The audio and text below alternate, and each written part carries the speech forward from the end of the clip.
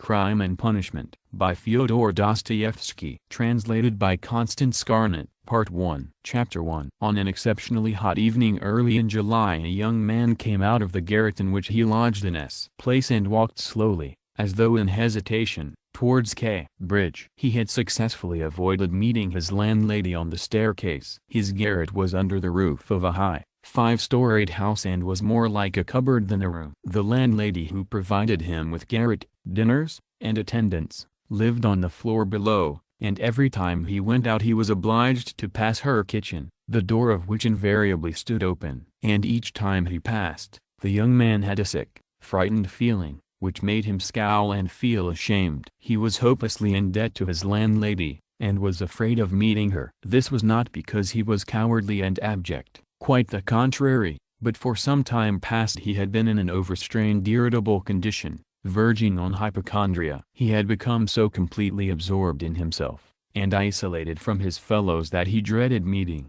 not only his landlady, but anyone at all. He was crushed by poverty, but the anxieties of his position had of late ceased to weigh upon him. He had given up attending to matters of practical importance. He had lost all desire to do so. Nothing that any landlady could do had a real terror for him. But to be stopped on the stairs, to be forced to listen to her trivial, irrelevant gossip, to pestering demands for payment, threats and complaints, and to rack his brains for excuses, to prevaricate, to lie no, rather than that, he would creep down the stairs like a cat and slip out unseen. This evening, however, on coming out into the street, he became acutely aware of his fears. I want to attempt a thing like that and am frightened by these trifles, he thought, with an odd smile. Yes, all is in a man's hands and he lets it all slip from cowardice. That's an axiom. It would be interesting to know what it is men are most afraid of. Taking a new step, uttering a new word is what they fear most. But I am talking too much. It's because I chatter that I do nothing, or perhaps it is that I chatter because I do nothing. I've learned to chatter this last month, lying for days together in my den thinking of Jack the Giant Killer. Why am I going there now? Am I capable of that? Is that serious? It is not serious at all. It's simply a fantasy to amuse myself, a plaything. Yes, maybe it is a plaything. The heat in the street was terrible, and the airlessness, the bustle and the plaster, scaffolding, bricks, and dust all about him, and that special Petersburg stench, so familiar to all who are unable to get out of town in summer, all worked painfully upon the young man's already overwrought nerves. The insufferable stench from the pot-houses, which are particularly numerous in that part of the town, and the drunken men whom he met continually, although it was a working day, completed the revolting misery of the picture. An expression of the profoundest disgust gleamed for a moment in the young man's refined face. He was, by the way, exceptionally handsome, above the average in height, slim, well-built, with beautiful dark eyes and dark brown hair. Soon he sank into deep thought, or more accurately speaking into a complete blankness of mind. He walked along not observing what was about him and not caring to observe it. From time to time, he would mutter something, from the habit of talking to himself, to which he had just confessed. At these moments he would become conscious that his ideas were sometimes in a tangle and that he was very weak. For 2 days he had scarcely tasted food. He was so badly dressed that even a man accustomed to shabbiness would have been ashamed to be seen in the street in such rags. In that quarter of the town, however, scarcely any shortcoming in dress would have created surprise. Owing to the proximity of the Haymarket, the number of establishments of bad character, the preponderance of the trading and working-class population crowded in these streets and alleys in the heart of Petersburg, types so various were to be seen in the streets that no figure, however queer, would have caused surprise. But there was such accumulated bitterness and contempt in the young man's heart, that, in spite of all the fastidiousness of youth, he minded his rags least of all in the street. It was a different matter when he met with acquaintances or with former fellow-students, whom, indeed, he disliked meeting at any time. And yet when the drunken man who, for some unknown reason, was being taken somewhere in a huge wagon dragged by a heavy dray horse, suddenly shouted at him as he drove past, "Hey there, German hatter!" bawling at the top of his voice and pointing at him, the young man stopped suddenly and clutched tremulously at his hat. It was a tall round hat from Zimmermann's, but completely worn out, rusty with age, all torn and bespattered, brimless and bent on one side in a most unseemly fashion. Not shame, however, but quite another feeling akin to terror had overtaken him. "I knew it," he muttered in confusion. "I thought so." That's the worst of all. Why, a stupid thing like this, the most trivial detail might spoil the whole plan. Yes, my hat is too noticeable. It looks absurd and that makes it noticeable. With my rags I ought to wear a cap, any sort of old pancake,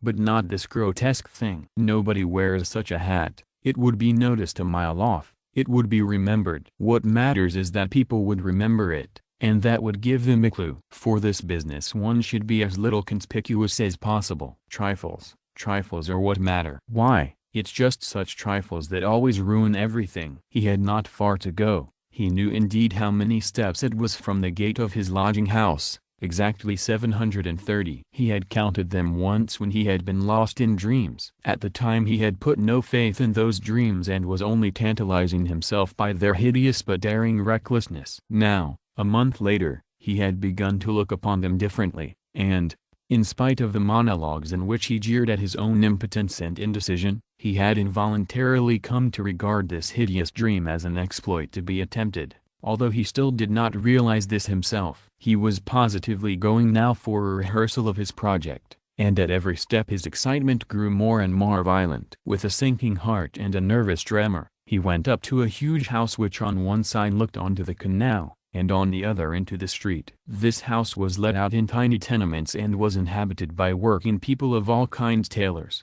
locksmiths, cooks, Germans of sorts, girls picking up living as best they could, petty clerks, etc. There was a continual coming and going through the two gates and in the two courtyards of the house. 3 or 4 doorkeepers were employed on the building. The young man was very glad to meet none of them, and at once slipped unnoticed through the door on the right, and up the staircase. It was a back staircase, dark and narrow, but he was familiar with it already, and knew his way, and he liked all these surroundings. In such darkness even the most inquisitive eyes were not to be dreaded.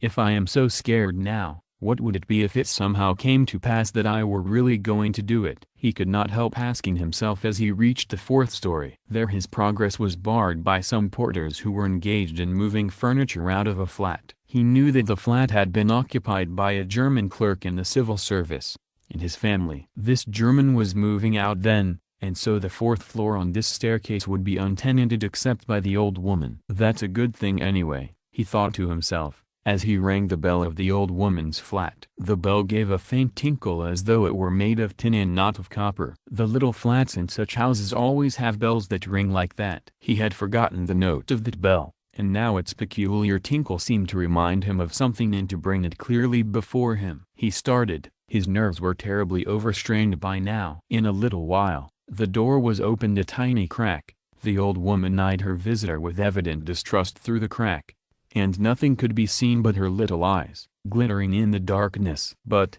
seeing a number of people on the landing, she grew bolder, and opened the door wide. The young man stepped into the dark entry, which was partitioned off from the tiny kitchen. The old woman stood facing him in silence and looking inquiringly at him. She was a diminutive, withered-up old woman of 60, with sharp malignant eyes and a sharp little nose. Her colorless, somewhat grizzled hair was thickly smeared with oil, and she wore no kerchief over it. Round her thin long neck, which looked like a hen's leg, was knotted some sort of flannel rag, and, in spite of the heat, there hung flapping on her shoulders, a mangy fur cape, yellow with age. The old woman coughed and groaned at every instant. The young man must have looked at her with a rather peculiar expression, for a gleam of mistrust came into her eyes again. "Raskolnikov, a student. I came here a month ago," the young man made haste to mutter, with a half-bow, remembering that he ought to be more polite.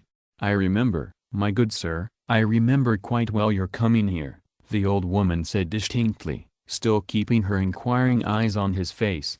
"And here I am again on the same errand," Raskolnikov continued, a little disconcerted and surprised at the old woman's mistrust. "Perhaps she is always like that though, only I did not notice it the other time," he thought with an uneasy feeling. The old woman paused, as though hesitating, then stepped on one side, and pointing to the door of the room, she said, letting her visitor pass in front of her, "Step in, my good sir." The little room into which the young man walked, with yellow paper on the walls, geraniums and muslin curtains in the windows, was brightly lighted up at that moment by the setting sun.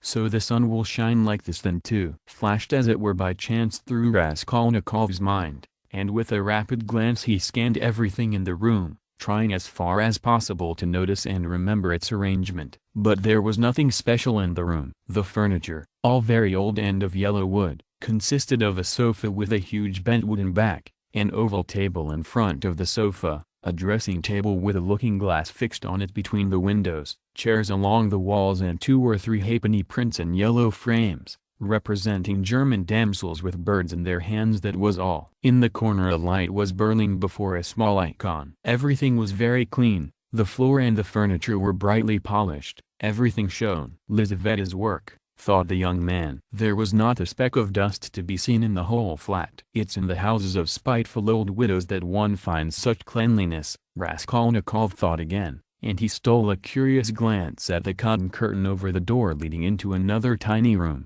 in which stood the old woman's bed and chest of drawers, and into which he had never looked before. These 2 rooms made up the whole flat. "What do you want?" the old woman said severely, coming into the room and, as before, standing in front of him so as to look him straight in the face. "I've brought something to pawn here," and he drew out of his pocket an old-fashioned flat silver watch, on the back of which was engraved a globe. The chain was of steel.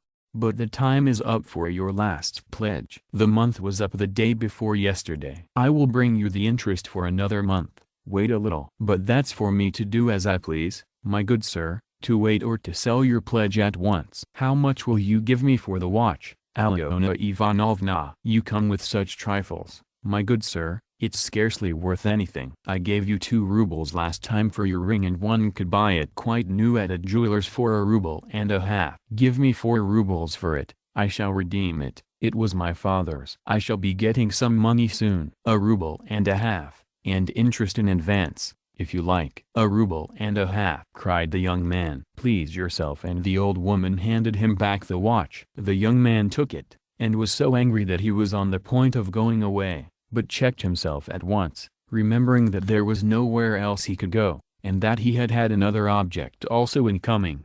"Hand it over," he said roughly. The old woman fumbled in her pocket for her keys, and disappeared behind the curtain into the other room. The young man, left standing alone in the middle of the room, listened inquisitively, thinking. He could hear her unlocking the chest of drawers. "It must be the top drawer," he reflected. "So she carries the keys in a pocket on the right, all in one bunch on a steel ring. And there's one key there, 3 times as big as all the others, with deep notches. That can't be the key of the chest of drawers. Then there must be some other chest or strong box. That's worth knowing. Strong boxes always have keys like that. But how degrading it all is." The old woman came back. "Here, sir, as we say 10 kopecks the ruble a month, so I must take 15 kopecks from 1.5 rubles for the month in advance. But for the 2 rubles I lent you before, you owe me now 20 kopecks on the same reckoning in advance. That makes 35 kopecks altogether. So I must give you 1.15 rubles for the watch. Here it is." "What?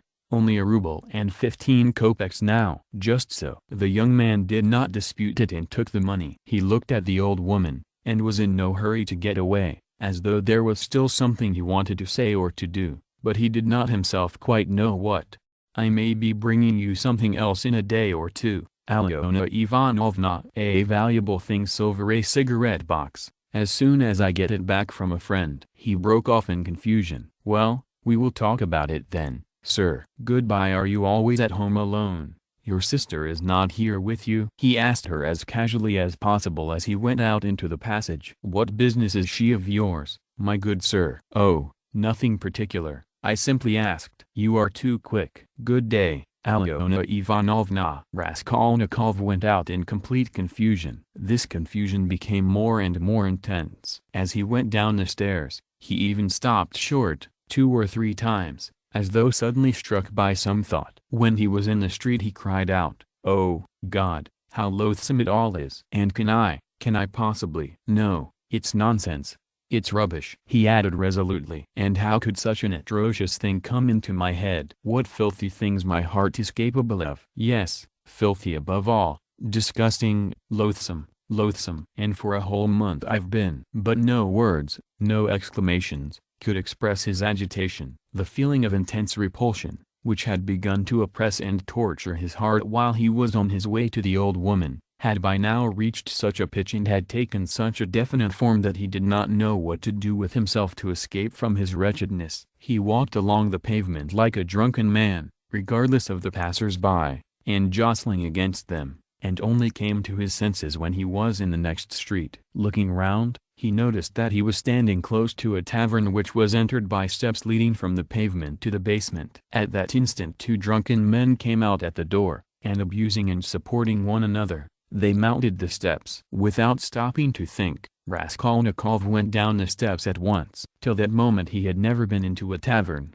but now he felt giddy and was tormented by a burning thirst. He longed for a drink of cold beer, and attributed his sudden weakness to the want of food. He sat down at a sticky little table in a dark and dirty corner, ordered some beer, and eagerly drank off the first glassful. At once he felt easier, and his thoughts became clear. "All that's nonsense," he said hopefully, "and there is nothing in it all to worry about. It's simply physical derangement. Just a glass of beer, a piece of dry bread, and in one moment the brain is stronger, the mind is clearer, and the will is firm." Phew, how utterly petty it all is. But in spite of this scornful reflection, he was by now looking cheerful, as though he were suddenly set free from a terrible burden, and he gazed round in a friendly way at the people in the room. But even at that moment he had a dim foreboding that this happier frame of mind was also not normal. There were few people at the time in the tavern. Besides the 2 drunken men he had met on the steps, a group consisting of about 5 men and a girl with a concertina had gone out at the same time. Their departure left the room quiet and rather empty. The persons still in the tavern were a man who appeared to be an artisan, drunk, but not extremely so, sitting before a pot of beer, and his companion, a huge, stout man with a grey beard, in a short full-skirted coat. He was very drunk, and had dropped asleep on the bench. Every now and then, he began as though in his sleep, cracking his fingers, with his arms wide apart and the upper part of his body bounding about on the bench, while he hummed some meaningless refrain, trying to recall some such lines as these: "His wife a year he fondly loved, his wife a year he fondly loved." Or suddenly waking up again, walking along the crowded row he met the one he used to know. But no one shared his enjoyment. His silent companion looked with positive hostility and mistrust at all these manifestations. There was another man in the room who looked somewhat like a retired government clerk. He was sitting apart, now and then sipping from his pot and looking round at the company. He,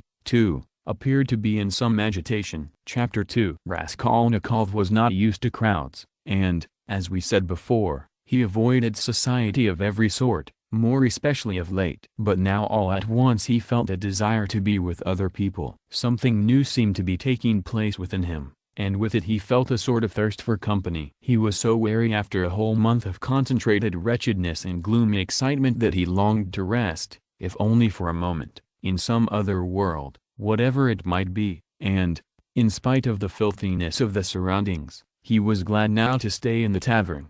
The master of the establishment was in another room, but he frequently came down some steps into the main room, his jaunty, tarred boots with red turnover tops coming into view each time before the rest of his person. He wore a full coat and a horribly greasy black satin waistcoat, with no cravat, and his whole face seemed smeared with oil like an iron lock. At the counter stood a boy of about 14, and there was another boy somewhat younger who handed whatever was wanted. On the counter lay some sliced cucumber, some pieces of dried black bread, and some fish, chopped up small, all smelling very bad. It was insufferably close, and so heavy with the fumes of spirits that 5 minutes in such an atmosphere might well make a man drunk. There are chance meetings with strangers that interest us from the first moment, before a word is spoken. Such was the impression made on Raskolnikov by the person sitting a little distance from him, who looked like a retired clerk. The young man often recalled this impression afterwards, and even ascribed it to presentiment. He looked repeatedly at the clerk, partly no doubt because the latter was staring persistently at him, obviously anxious to enter into conversation. At the other persons in the room, including the tavern keeper, the clerk looked as though he were used to their company, and weary of it. showing a shade of condescending contempt for them as persons of station and culture inferior to his own, with whom it would be useless for him to converse. He was a man over 50, bald and grizzled, of medium height, and stoutly built. His face, bloated from continual drinking, was of a yellow, even greenish, tinge, with swollen eyelids out of which keen reddish eyes gleamed like little chinks. But there was something very strange in him. There was a light in his eyes as though of intense feeling, perhaps there were even thought and intelligence, but at the same time there was a gleam of something like madness. He was wearing an old and hopelessly ragged black dress coat, with all its buttons missing except one, and that one he had buttoned, evidently clinging to this last trace of respectability. A crumpled shirt front, covered with spots and stains, protruded from his canvas waistcoat. Like a clerk, he wore no beard, nor mustache, but had been so long unshaven that his chin looked like a stiff grayish brush. And there was something respectable and like an official about his manner too. But he was restless. He ruffled up his hair and from time to time let his head drop into his hands, dejectedly resting his ragged elbows on the stained and sticky table. At last he looked straight at Raskolnikov, and said loudly and resolutely, "May I venture, honored sir, to engage you in polite conversation? Forasmuch as, though your exterior would not command respect, my experience admonishes me that you are a man of education and not accustomed to drinking. I have always respected education when in conjunction with genuine sentiments, and I am besides a titular counselor in rank. Marmeladov, such is my name, titular counselor. I make bold to inquire, have you been in the service?" "No, I am studying," answered the young man, somewhat surprised at the grandiloquent style of the speaker and also at being so directly addressed. In spite of the momentary desire he had just been feeling for company of any sort, on being actually spoken to he felt immediately his habitually irritable and uneasy aversion for any stranger who approached or attempted to approach him. "A student then, or formerly a student?" cried the clerk. "Just what I thought. I'm a man of experience, immense experience, sir," and he tapped his forehead with his fingers in self-approval. "You've been a student or have attended some learned institution. But allow me." He got up, staggered, took up his jug and glass, and sat down beside the young man, facing him a little sideways. He was drunk, but spoke fluently and boldly, only occasionally losing the thread of his sentences and drawling his words. He pounced upon Raskolnikov as greedily as though he too had not spoken to a soul for a month. "Honored sir," he began almost with solemnity, "poverty is not a vice, that's a true saying. Yet I know too that drunkenness is not a virtue, and that's even truer. But beggary, honored sir, beggary is a vice. In poverty you may still retain your innate nobility of soul, but in beggary never know one. For beggary a man is not chased out of human society with a stick, he is swept out with a broom,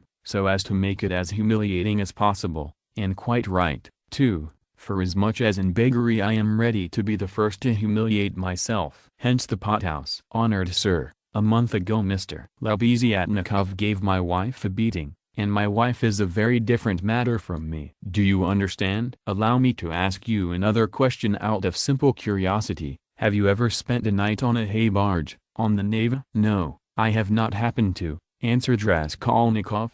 "What do you mean?" "Well, I've just come from one and it's the 5th night I've slept so." He filled his glass, emptied it and paused. Bits of hay were in fact clinging to his clothes and sticking to his hair. It seemed quite probable that he had not undressed or washed for the last 5 days. His hands, particularly, were filthy. They were fat and red, with black nails. His conversation seemed to excite a general though languid interest. The boys at the counter fell to sniggering. The innkeeper came down from the upper room, apparently on purpose to listen to the funny fellow, and sat down at a little distance, yawning lazily, but with dignity. Evidently Marmeladov was a familiar figure here, and he had most likely acquired his weakness for high-flown speeches from the habit of frequently entering into conversation with strangers of all sorts in the tavern. This habit develops into a necessity in some drunkards, and especially in those who are looked after sharply and kept in order at home. Hence in the company of other drinkers they try to justify themselves and even if possible obtain consideration. "Funny fellow," pronounced the innkeeper. "And why don't you work? Why aren't you at your duty?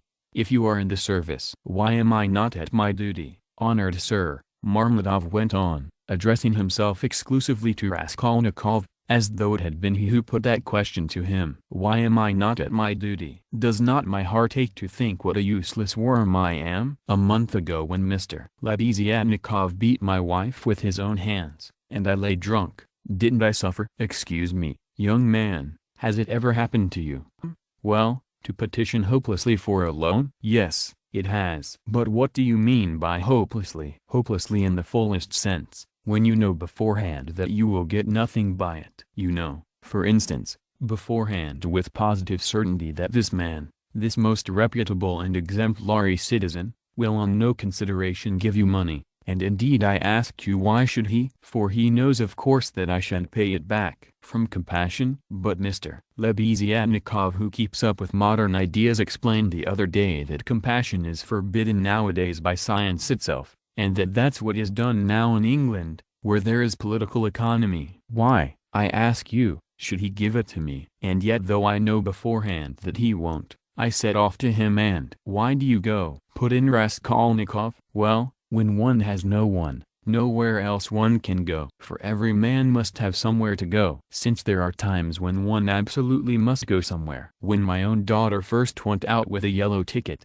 then I had to go. For my daughter has a yellow passport, he added in parenthesis, looking with a certain uneasiness at the young man. No matter, sir, no matter. He went on hurriedly and with apparent composure when both the boys at the counter guffawed and even the innkeeper smiled. No matter, I am not confounded by the wagging of their heads, for everyone knows everything about it already, and all that is secret is made open, and I accept it all, not with contempt, but with humility. So be it. So be it. Behold the man. Excuse me, young man, can you? No, to put it more strongly and more distinctly, not can you but dare you, looking upon me, assert that I am not a pig? The young man did not answer a word. Well, the orator began again stolidly and with even increased dignity, after waiting for the laughter in the room to subside. Well, so be it. I am a pig, but she is a lady. I have the semblance of a beast, but Katerina Ivanovna, my spouse, is a person of education and an officer's daughter. Granted,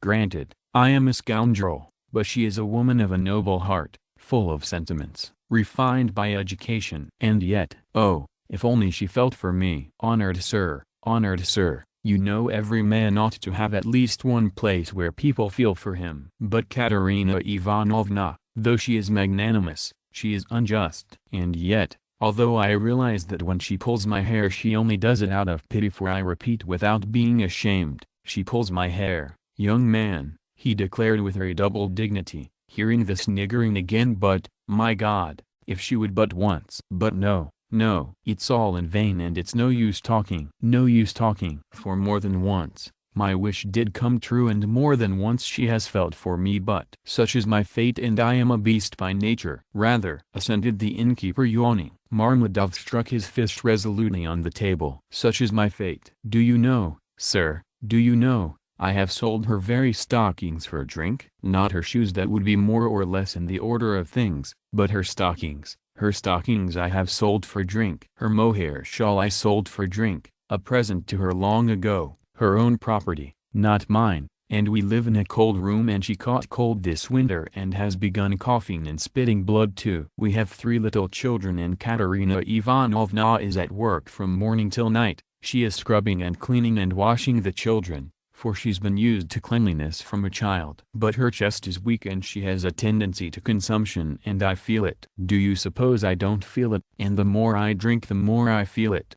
That's why I drink too. I try to find sympathy and feeling in drink. I drink so that I may suffer twice as much. And as though in despair he laid his head down on the table. Young man, he went on, raising his head again, in your face I seem to read some trouble of mind. When you came in I read it. And that was why I addressed you at once. For in unfolding to you the story of my life, I do not wish to make myself a laughingstock before these idle listeners, who indeed know all about it already, but I am looking for a man of feeling and education. Know then that my wife was educated in a high-class school for the daughters of noblemen, and on leaving she danced the shawl dance before the governor and other personages, for which she was presented with a gold medal and a certificate of merit. The medal, well, the medal of course was sold long ago, but the certificate of merit is in her trunk still, and not long ago she showed it to our landlady. And although she is most continually on bad terms with the landlady,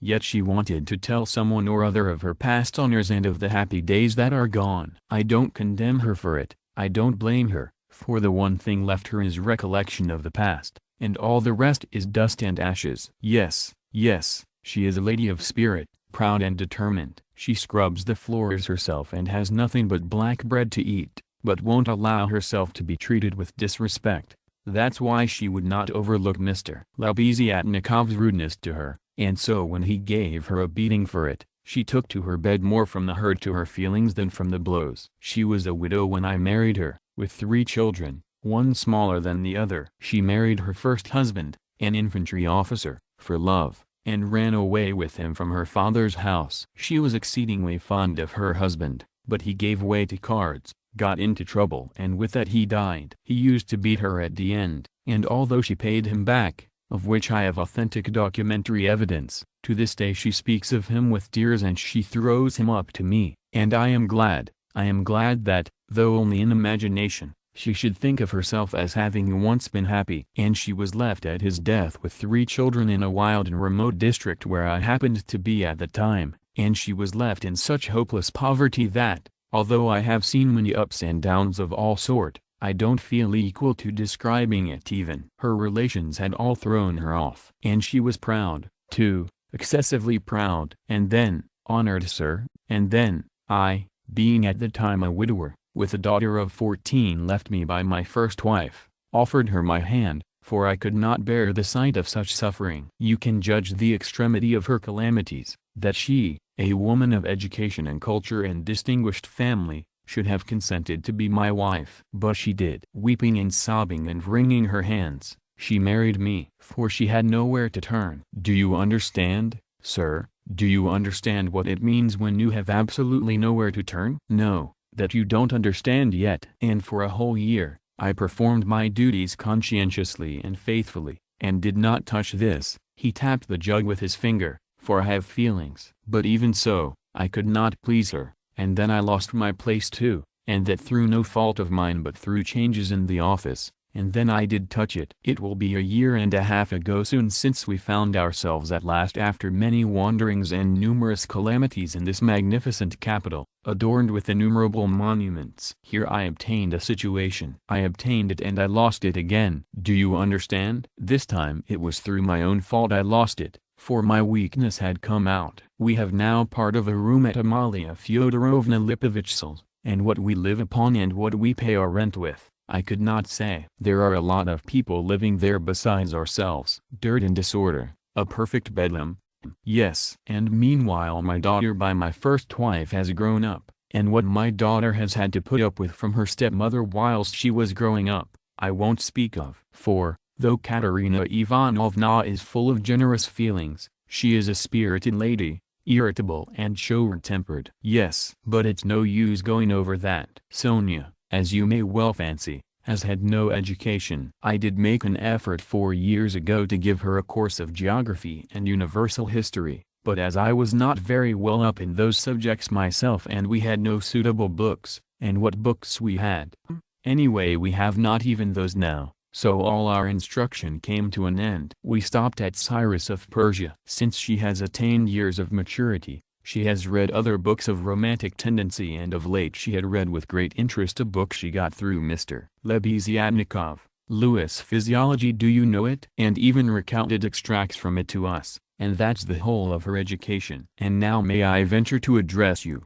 honored sir, on my own account with a private question. Do you suppose that a respectable poor girl can earn much by honest work? Not 15 farthings a day can she earn, if she is respectable and has no special talent, and that without putting her work down for an instant. And what's more, Ivan Ivanitch Klopstock, the civil councillor, have you heard of him? Has not to this day paid her for the half-dozen linen shirts she made him, and drove her roughly away, stamping and reviling her, on the pretext that the shirt collars were not made like the pattern and were put in askew. And there are the little ones hungry. And Katerina Ivanovna walking up and down and wringing her hands, her cheeks flushed red, as they always are in that disease. Here you live with us, says she, You eat and drink and are kept warm and you do nothing to help, and much she gets to eat and drink when there is not a crust for the little ones for 3 days. I was lying at the time. Well, what of it? I was lying drunk and I heard my Sonia speaking. She is a gentle creature with a soft little voice, fair hair and such a pale, thin little face. She said,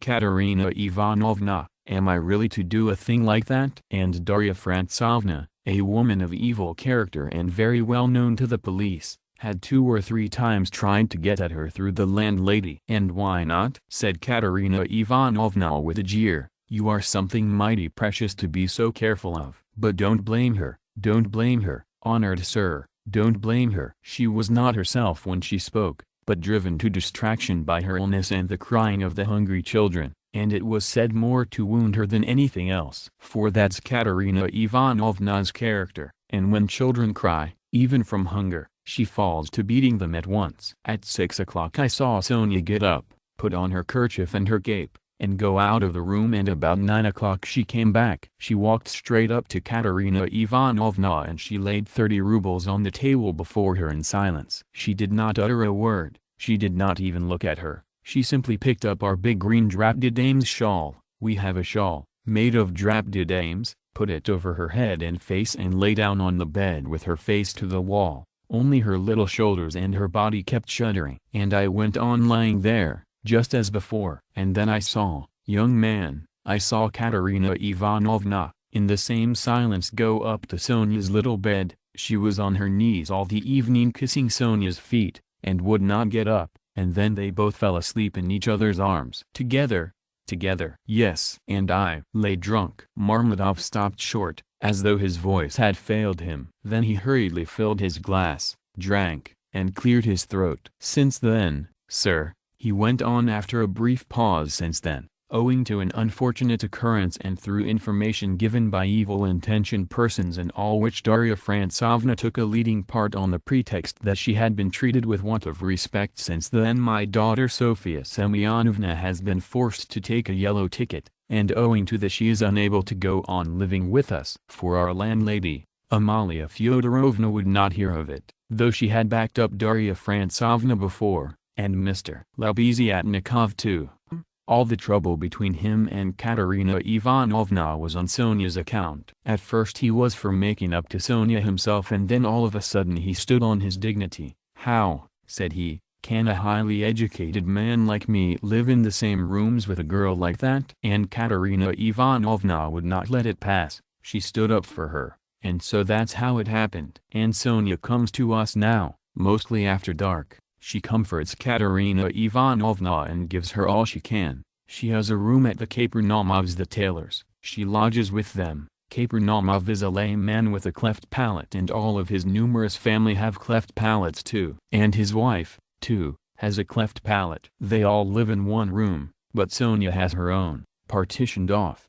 Yes, very poor people and all with cleft palates. Yes. Then I got up in the morning, and put on my rags, lifted up my hands to heaven and set off to His Excellency Ivan Afanasyevich. His Excellency Ivan Afanasyevich, do you know him? No? Well, then, it's a man of God you don't know. He is wax before the face of the Lord, even as wax melteth. His eyes were dim when he heard my story. Marmeladov, once already you have deceived my expectations. I'll take you once more on my own responsibility. That's what he said. Remember, he said, and now you can go. I kissed the dust at his feet and thought only, for in reality he would not have allowed me to do it, being a statesman and a man of modern political and enlightened ideas. I returned home, and when I announced that I'd been taken back into the service and should receive a salary, heavens, what a to-do there was. Marmeladov stopped again in violent excitement. At that moment a whole party of revelers already drunk came in from the street, and the sounds of a hired concertina and the cracked piping voice of a child of 7 singing the Hamlet were heard in the entry. The room was filled with noise. The tavern keeper and the boys were busy with the newcomers. Marmeladov, paying no attention to the new arrivals, continued his story. He appeared by now to be extremely weak, but as he became more and more drunk,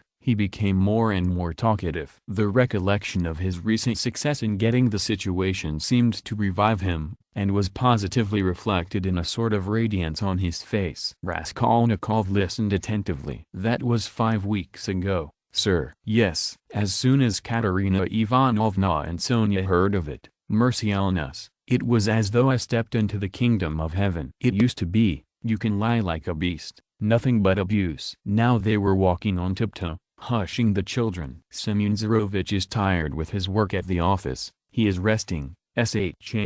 They made me coffee before I went to work and boiled cream for me. They began to get real cream for me, do you hear that? And how they managed to get together the money for a decent outfit, 11 rubles, 50 kopecks, I can't guess. Boots, cotton shirt fronts most magnificent, a uniform, they got up all in splendid style, for 11 rubles and a half. The first morning I came back from the office I found Katerina Ivanovna had cooked 2 courses for dinner, soup and salt meat with horseradish, which we had never dreamed of till then. She had not any dresses, none at all, but she got herself up as though she were going on a visit, and not that she'd anything to do it with. She smartened herself up with nothing at all. She'd done her hair nicely, put on a clean collar of some sort, cuffs, and there she was, quite a different person. She was younger and better looking. Sonia, my little darling, had only helped with money for the time. She said, "It won't do for me to come and see you too often. After dark, maybe, when no one can see. Do you hear? Do you hear?" I lay down for a nap after dinner, and what do you think? Though Katerina Ivanovna had quarreled to the last degree with our landlady Amalia Fyodorovna only a week before, she could not resist then asking her in to coffee. For 2 hours they were sitting, whispering together. "Semyon Zarovich is in the service again, now, and receiving a salary," says she, and he went himself to His Excellency, and His Excellency himself came out to him, made all the others wait, and led Semyon Zarovich by the hand before everybody into his study. "Do you hear? Do you hear?" "To be sure," says he. "Semyon Zarovich, remembering your past services," says he, "and in spite of your propensity to that foolish weakness, since you promise now, and since moreover we've got on badly without you, do you hear? Do you hear? And so," says he, "I rely now on your word as a gentleman." And all that, let me tell you, she has simply made up for herself, and not simply out of wantonness, for the sake of bragging. No, she believes it all herself. She amuses herself with her own fancies, upon my word she does. And I don't blame her for it. No, I don't blame her. 6 days ago, when I brought her my first earnings in full, 23 rubles 40 kopecks altogether, she called me her poppet. "Poppet," said she, "my little poppet." And when we were by ourselves, you understand, you would not think me a beauty, you would not think much of me as a husband, would you? Well, she pinched my cheek. "My little poppet," said she. Marmeladov broke off, tried to smile, but suddenly his chin began to twitch. He controlled himself, however. The tavern, the degraded appearance of the man, the 5 nights in the hay barge, and the pot of spirits, and yet this poignant love for his wife and children bewildered his listener. Raskolnikov listened intently, but with a sick sensation. He felt vexed that he had come here. "Honored sir, cried Marmeladov, recovering himself. "Oh, sir, perhaps all this seems a laughing matter to you, as it does to others, and perhaps I am only worrying you with the stupidity of all the trivial details of my home life, but it is not a laughing matter to me, for I can feel it all. And the whole of that heavenly day of my life, and the whole of that evening I passed in fleeting dreams of how I would arrange it all, and how I would dress all the children, and how I should give her rest, and how I should rescue my own daughter from dishonor and restore her to the bosom of her family, and a great deal more. Quite excusable, sir." "Well, then, sir," Marmeladov suddenly gave a sort of start, raised his head and gazed intently at his listener. "Well, on the very next day after all those dreams, that is to say, exactly 5 days ago, in the evening, by a cunning trick, like a thief in the night, I stole from Katerina Ivanovna the key of her box, took out what was left of my earnings. How much it was I have forgotten, and now look at me, all of you. It's the 5th day since I left home, and they are looking for me there, and it's the end of my employment, and my uniform is lying in a tavern on the Egyptian bridge. I exchanged it for the garments I have on, and it's the end of everything." Marmeladov struck his forehead with his fist, clenched his teeth, closed his eyes and leaned heavily with his elbow on the table. But a minute later his face suddenly changed, and with a certain assumed slyness and affectation of bravado, he glanced at Raskolnikov, laughed and said, "This morning I went to see Sonia. I went to ask her for a pick-me-up. He. You don't say she gave it to you?" cried one of the newcomers. He shouted the words and went off into a guffaw. "This very quart was bought with her money," Marmeladov declared, addressing himself exclusively to Raskolnikov. 30 kopecks she gave me with her own hands, her last, all she had, as I saw. She said nothing, she only looked at me without a word. Not on earth, but up yonder. They grieve over men, they weep, but they don't blame them. They don't blame them. But it hurts more when they don't blame. 30 kopecks, yes. And maybe she needs them now, eh? What do you think, my dear sir? For now she's got to keep up her appearance. It costs money,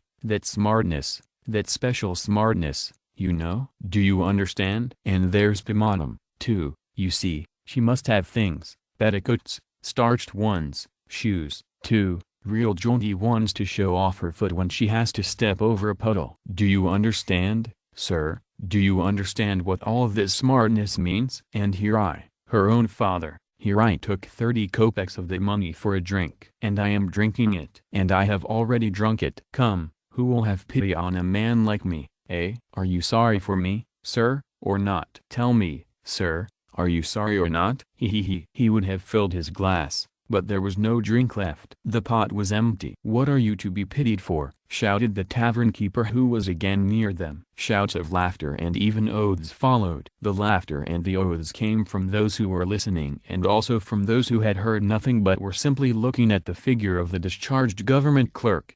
To be pitied. Why am I to be pitied? Marmeladov suddenly declaimed, standing up with his arm outstretched, as though he had been only waiting for that question. Why am I to be pitied, you say? Yes, there's nothing to pity me for. I ought to be crucified on a cross, not pitied. Crucify me, O judge, crucify me, but pity me. And then I will go of myself to be crucified, for it's not merrymaking I seek but tears and tribulation.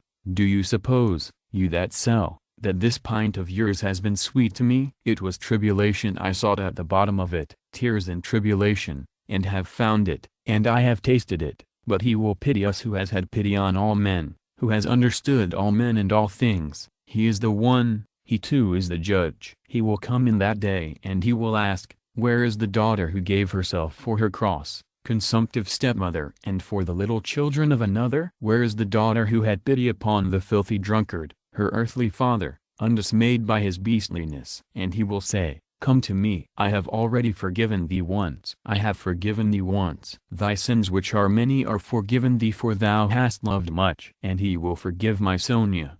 He will forgive, I know it. I felt it in my heart when I was with her just now. And he will judge and will forgive all, the good and the evil, the wise and the meek. And when he has done with all of them, then he will summon us. You too come forth. He will say, come forth ye drunkards, come forth, ye weak ones, come forth, ye children of shame. And we shall all come forth, without shame, and shall stand before him. And he will say unto us, ye are swine, made in the image of the beast and with his mark, but come ye also. And the wise ones and those of understanding will say, O Lord, why dost thou receive these men? And he will say, this is why I receive them. O ye wise, this is why I receive them. O ye of understanding, that not one of them believed himself to be worthy of this. And he will hold out his hands to us, and we shall fall down before him. And we shall weep, and we shall understand all things. Then we shall understand all. And all will understand, Katerina Ivanovna even. She will understand. Lord, thy kingdom come. And he sank down on the bench exhausted, and helpless, looking at no one, apparently oblivious of his surroundings and plunged in deep thought. His words had created a certain impression. There was a moment of silence, but soon laughter and oaths were heard again. That's his notion. Talked himself silly. A fine clerk he is. And so on, and so on. Let us go, sir, said Marmeladov all at once, raising his head and addressing Raskolnikov. Come along with me. Kozel's house, looking into the yard. "I'm going to Katerina Ivanovna." Time I did. Raskolnikov had for some time been wanting to go and he had meant to help him. Marmeladov was much unsteadier on his legs than in his speech and leaned heavily on the young man. They had 200 or 300 paces to go. The drunken man was more and more overcome by dismay and confusion as they drew nearer the house. "It's not Katerina Ivanovna I am afraid of now," he muttered in agitation, "and that she will begin pulling my hair." "What does my hair matter?" "Bother my hair. That's what I say. Indeed it will be better if she does begin pulling it. That's not what I am afraid of. It's her eyes I am afraid of." "Yes, her eyes. The red on her cheeks, too, frightens me. And her breathing too. Have you noticed how people in that disease breathe when they are excited?" "I am frightened of the children's crying, too, for if Sonia has not taken them food, I don't know what's happened." "I don't know, but blows I am not afraid of." "No, sir, that such blows are not a pain to me, but even an enjoyment. In fact I can't get on without it." "It's better so. Let her strike me, it relieves her heart." "It's better so." "There is the house of Kozel, the cabinet maker, a German, well-to-do. Lead the way." They went in from the yard and up to the 4th story. The staircase got darker and darker as they went up. It was nearly 11 o'clock, and although in summer in Petersburg there is no real night, yet it was quite dark at the top of the stairs. A grimy little door at the very top of the stairs stood ajar. A very poor-looking room about 10 paces long was lighted up by a candle and the whole of it was visible from the entrance. It was all in disorder, littered up with rags of all sorts, especially children's garments. Across the furthest corner was stretched a ragged sheet. Behind it probably was the bed. There was nothing in the room except 2 chairs and a sofa covered with American leather, full of holes, before which stood an old deal kitchen table, unpainted and uncovered. At the edge of the table stood a smoldering tallow candle in an iron candlestick. It appeared that the family had a room to themselves, not part of a room, but their room was practically a passage. The door leading to the other rooms, or rather cupboards, into which Amalia Lipovich's flat was divided stood half open, and there was shouting, uproar and laughter within. People seemed to be playing cards and drinking tea there. Words of the most unceremonious kind flew out from time to time. Raskolnikov recognized Katerina Ivanovna at once. She was a rather tall, slim and graceful woman, terribly emaciated, with magnificent dark brown hair and with a hectic flush in her cheeks. She was pacing up and down in her little room, pressing her hands against her chest. Her lips were parched and her breathing came in nervous broken gasps. Her eyes glittered as in fever and looked about with a harsh immovable stare. And that consumptive and excited face with the last flickering light of the candle end playing upon it made a sickening impression. She seemed to Raskolnikov about 30 years old and was certainly a strange wife for Marmeladov. She had not heard them and did not notice them coming in. She seemed to be lost in thought, hearing and seeing nothing. The room was close, but she had not opened the window. A stench rose from the staircase, but the door onto the stairs was not closed. From the inner rooms clouds of tobacco smoke floated in. She kept coughing, but did not close the door. The youngest child, a girl of 6, was asleep, sitting curled up on the floor with her head on the sofa. A boy a year older stood crying and shaking in the corner. Probably he had just had a beating. Beside him stood a girl of 9 years old, tall and thin, wearing a thin and ragged chemise with an ancient cashmere pelisse flown over her bare shoulders, long outgrown and barely reaching her knees. Her arm, as thin as a stick, was round her brother's neck. She was trying to comfort him, whispering something to him, and doing all she could to keep him from whimpering again. At the same time her large dark eyes, which looked larger still from the thinness of her frightened face, were watching her mother with alarm. Marmeladov did not enter the door, but dropped on his knees in the very doorway, pushing Raskolnikov in front of him. The woman, seeing a stranger, stopped indifferently facing him, coming to herself for a moment and apparently wondering what he had come for. But evidently she decided that he was going into the next room, as he had to pass through hers to get there. Taking no further notice of him, she walked towards the outer door to close it and uttered a sudden scream on seeing her husband on his knees in the doorway.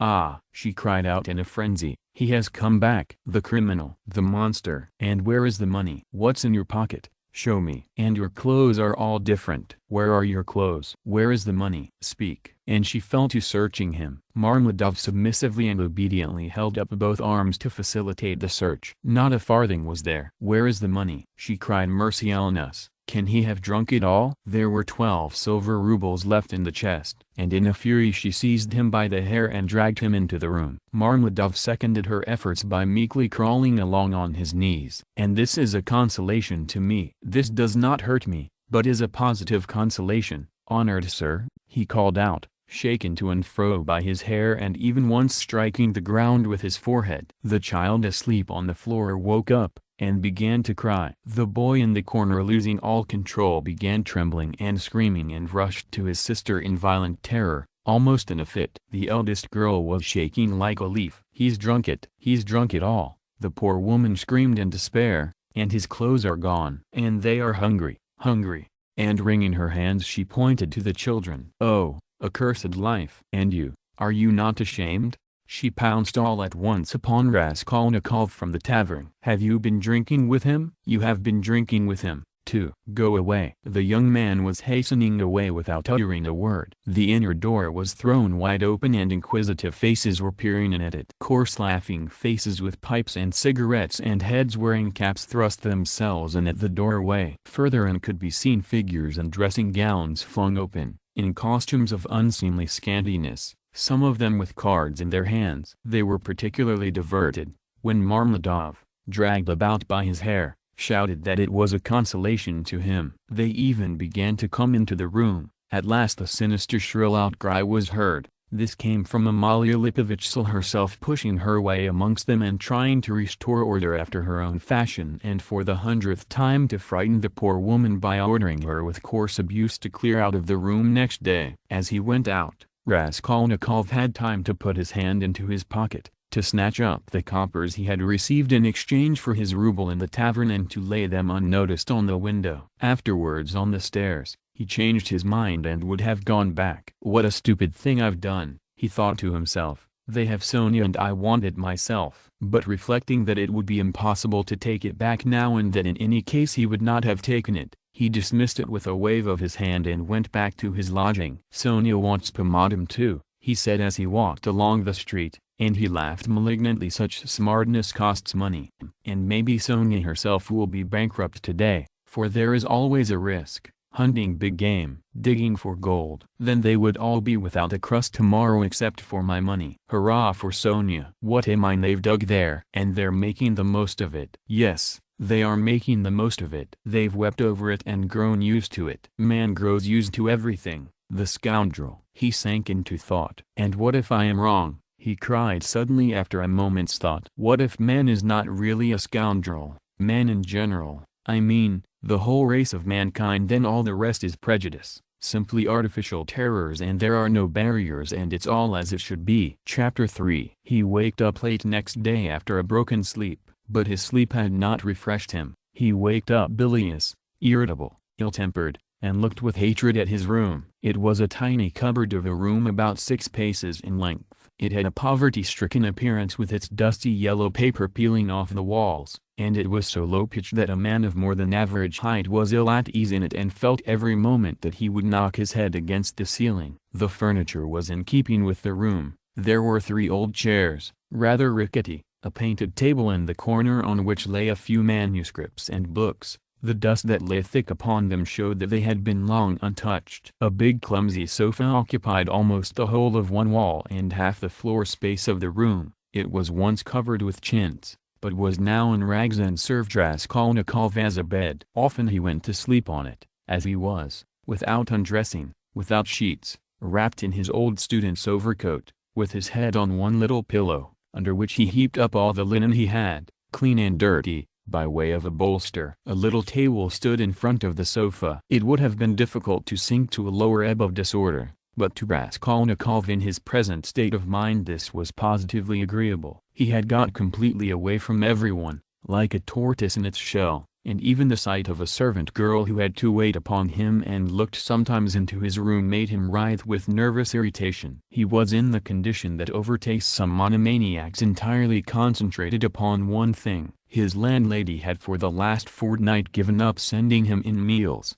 and he had not yet thought of expostulating with her, though he went without his dinner. Nastasia, the cook and only servant, was rather pleased at the lodger's mood and had entirely given up sweeping and doing his room. Only once a week or so she would stray into his room with a broom. She waked him up that day. "Get up, why are you asleep?" she called to him. "It's past 9, I have brought you some tea, will you have a cup?" "I should think you're fairly starving." Raskolnikov opened his eyes, started and recognized Nastasia. "From the landlady, eh?" he asked, slowly and with a sickly face, sitting up on the sofa. "From the landlady, indeed." She set before him her own cracked teapot full of weak and stale tea and laid 2 yellow lumps of sugar by the side of it. "Here, Nastasia, take it please," he said, fumbling in his pocket, for he had slept in his clothes, and taking out a handful of coppers. "Run and buy me a loaf, and get me a little sausage, the cheapest, at the pork butcher's." "The loaf I'll fetch you this very minute, but wouldn't you rather have some cabbage soup instead of sausage?" "It's capital soup, yesterday's. I saved it for you yesterday, but you came in late." "It's fine soup." When the soup had been brought, and he had begun upon it, Nastasia sat down beside him on the sofa and began chatting. She was a country peasant woman and a very talkative one. "Praskovya Pavlovna means to complain to the police about you," she said. He scowled. "To the police? What does she want?" "You don't pay her money and you won't turn out of the room." "That's what she wants, to be sure." "The devil, that's the last straw," he muttered, grinding his teeth. "No, that would not suit me just now." "She is a fool," he added aloud. "I'll go and talk to her today." "Fool she is and no mistake, just as I am." "But why, if you are so clever, do you lie here like a sack and have nothing to show for it? One time you used to go out, you say, to teach children. But why is it you do nothing now?" "I am doing." Raskolnikov began sullenly and reluctantly. "What are you doing?" "Work." "What sort of work?" "I am thinking," he answered seriously after a pause. Nastasia was overcome with a fit of laughter. She was given to laughter, and when anything amused her, she laughed inaudibly, quivering and shaking all over till she felt ill. "And have you made much money by your thinking?" she managed to articulate at last. "One can't go out to give lessons without boots, and I'm sick of it." "Don't quarrel with your bread and butter. They pay so little for lessons." "What's the use of a few coppers?" he answered, reluctantly, as though replying to his own thought. "And you want to get a fortune all at once?" He looked at her strangely. "Yes, I want a fortune," he answered firmly, after a brief pause. "Don't be in such a hurry, you quite frighten me." "Shall I get you the loaf or not?" "As you please." "Ah, I forgot. A letter came for you yesterday when you were out." "A letter? For me? From whom?" "I can't say. I gave 3 kopecks of my own to the postman for it." "Will you pay me back?" "Then bring it to me. For God's sake, bring it," cried Raskolnikov, greatly excited. "Good God!" A minute later the letter was brought him. That was it, from his mother, from the province of R. He turned pale when he took it. It was a long while since he had received a letter, but another feeling also suddenly stabbed his heart. "Nastasia, leave me alone, for goodness sake. Here are your 3 kopecks, but for goodness sake, make haste and go." The letter was quivering in his hand. He did not want to open it in her presence. He wanted to be left alone with this litter. When Nastasia had gone out, he lifted it quickly to his lips and kissed it. Then he gazed intently at the address, the small, sloping handwriting, so dear and familiar, of the mother who had once taught him to read and write. He delayed. He seemed almost afraid of something. At last he opened it. It was a thick, heavy letter, weighing over 2 ounces. 2 large sheets of note paper were covered with very small handwriting. "My dear Rodya," wrote his mother, "it's 2 months since I last had a talk with you by letter, which has distressed me and even kept me awake at night, thinking. But I am sure you will not blame me for my inevitable silence. You know how I love you. You are all we have to look to, Downia and I. You are our all, our one hope, our one stay. What a grief it was to me when I heard that you had given up the university some months ago, for want of means to keep yourself, and that you had lost your lessons and your other work. How could I help you out of my 120 rubles a year pension? The 15 rubles I sent you 4 months ago I borrowed, as you know, on security of my pension, from Vasily Ivanovich Voroshin, a merchant of this town. He is a kind-hearted man and was a friend of your father's too. But having given him the right to receive the pension, I had to wait till the debt was paid off, and that is only just done. so that I've been unable to send you anything all this time. But now, thank God, I believe I shall be able to send you something more, and in fact we may congratulate ourselves on our good fortune now,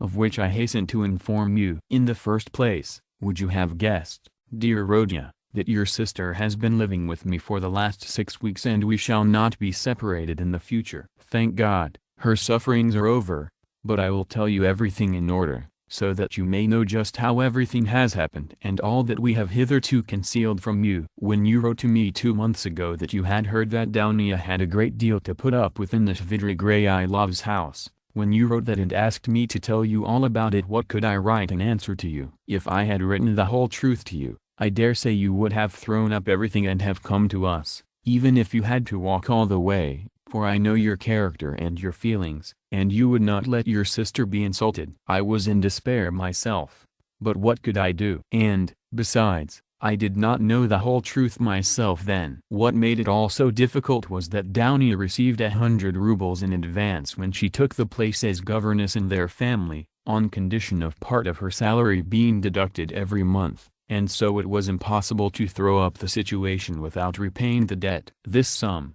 now I can explain it all to you, my precious Rodion, she took chiefly in order to send you 60 rubles, which you needed so terribly then and which you received from us last year. We deceived you then, writing that this money came from Daunia's savings, but that was not so, and now I tell you all about it, because, thank God, things have suddenly changed for the better, and that you may know how Daunia loves you and what a heart she has. At first indeed Mr. Svidrigailov treated her very rudely and used to make disrespectful and jeering remarks at table. But I don't want to go into all those painful details, so as not to worry you for nothing when it is now all over. In short, in spite of the kind and generous behavior of Marfa Petrovna, Mr. Svidrigailov's wife, and all the rest of the household, Daunia had a very hard time, especially when Mr. Svidrigailov, relapsing into his old regimental habits, was under the influence of Bacchus. And how do you think it was all explained later on? Would you believe that the crazy fellow had conceived a passion for Daunia from the beginning,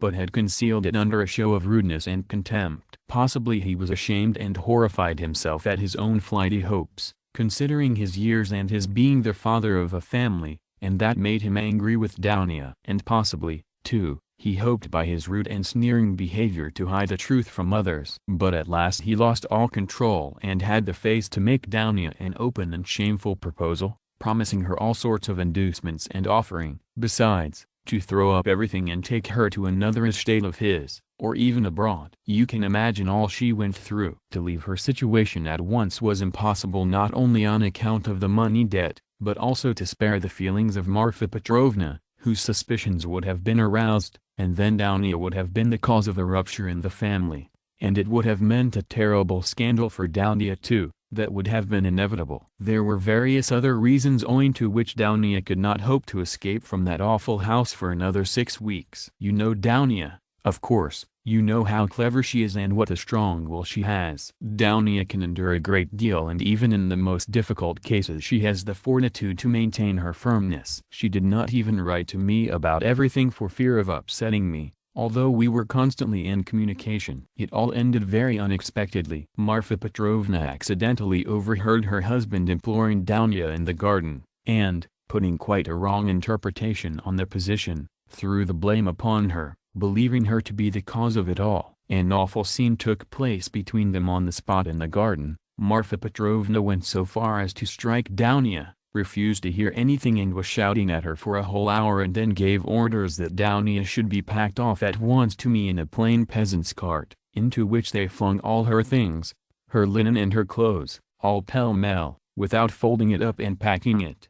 And a heavy shower of rain came on, too, and Daunia, insulted and put to shame, had to drive with a peasant in an open cart all the 17 versts into town. Only think now, what answer could I have sent to the letter I received from you 2 months ago, and what could I have written? I was in despair. I dared not write to you the truth because you would have been very unhappy, mortified and indignant, and yet what could you do? You could only perhaps ruin yourself, and, besides, Daunia would not allow it, and fill up my letter with trifles when my heart was so full of sorrow. I could not. For a whole month the town was full of gossip about this scandal, and it came to such a pass that Dounia and I dared not even go to church on account of the contemptuous looks, whispers, and even remarks made aloud about us. All our acquaintances avoided us, nobody even bowed to us in the street, and I learned that some shopmen and clerks were intending to insult us in a shameful way, smearing the gates of our house with pitch, so that the landlord began to tell us we must leave. All this was set going by Marfa Petrovna, who managed to slander Dounia and throw dirt at her and every family. She knows everyone in the neighborhood, and that month she was continually coming into the town,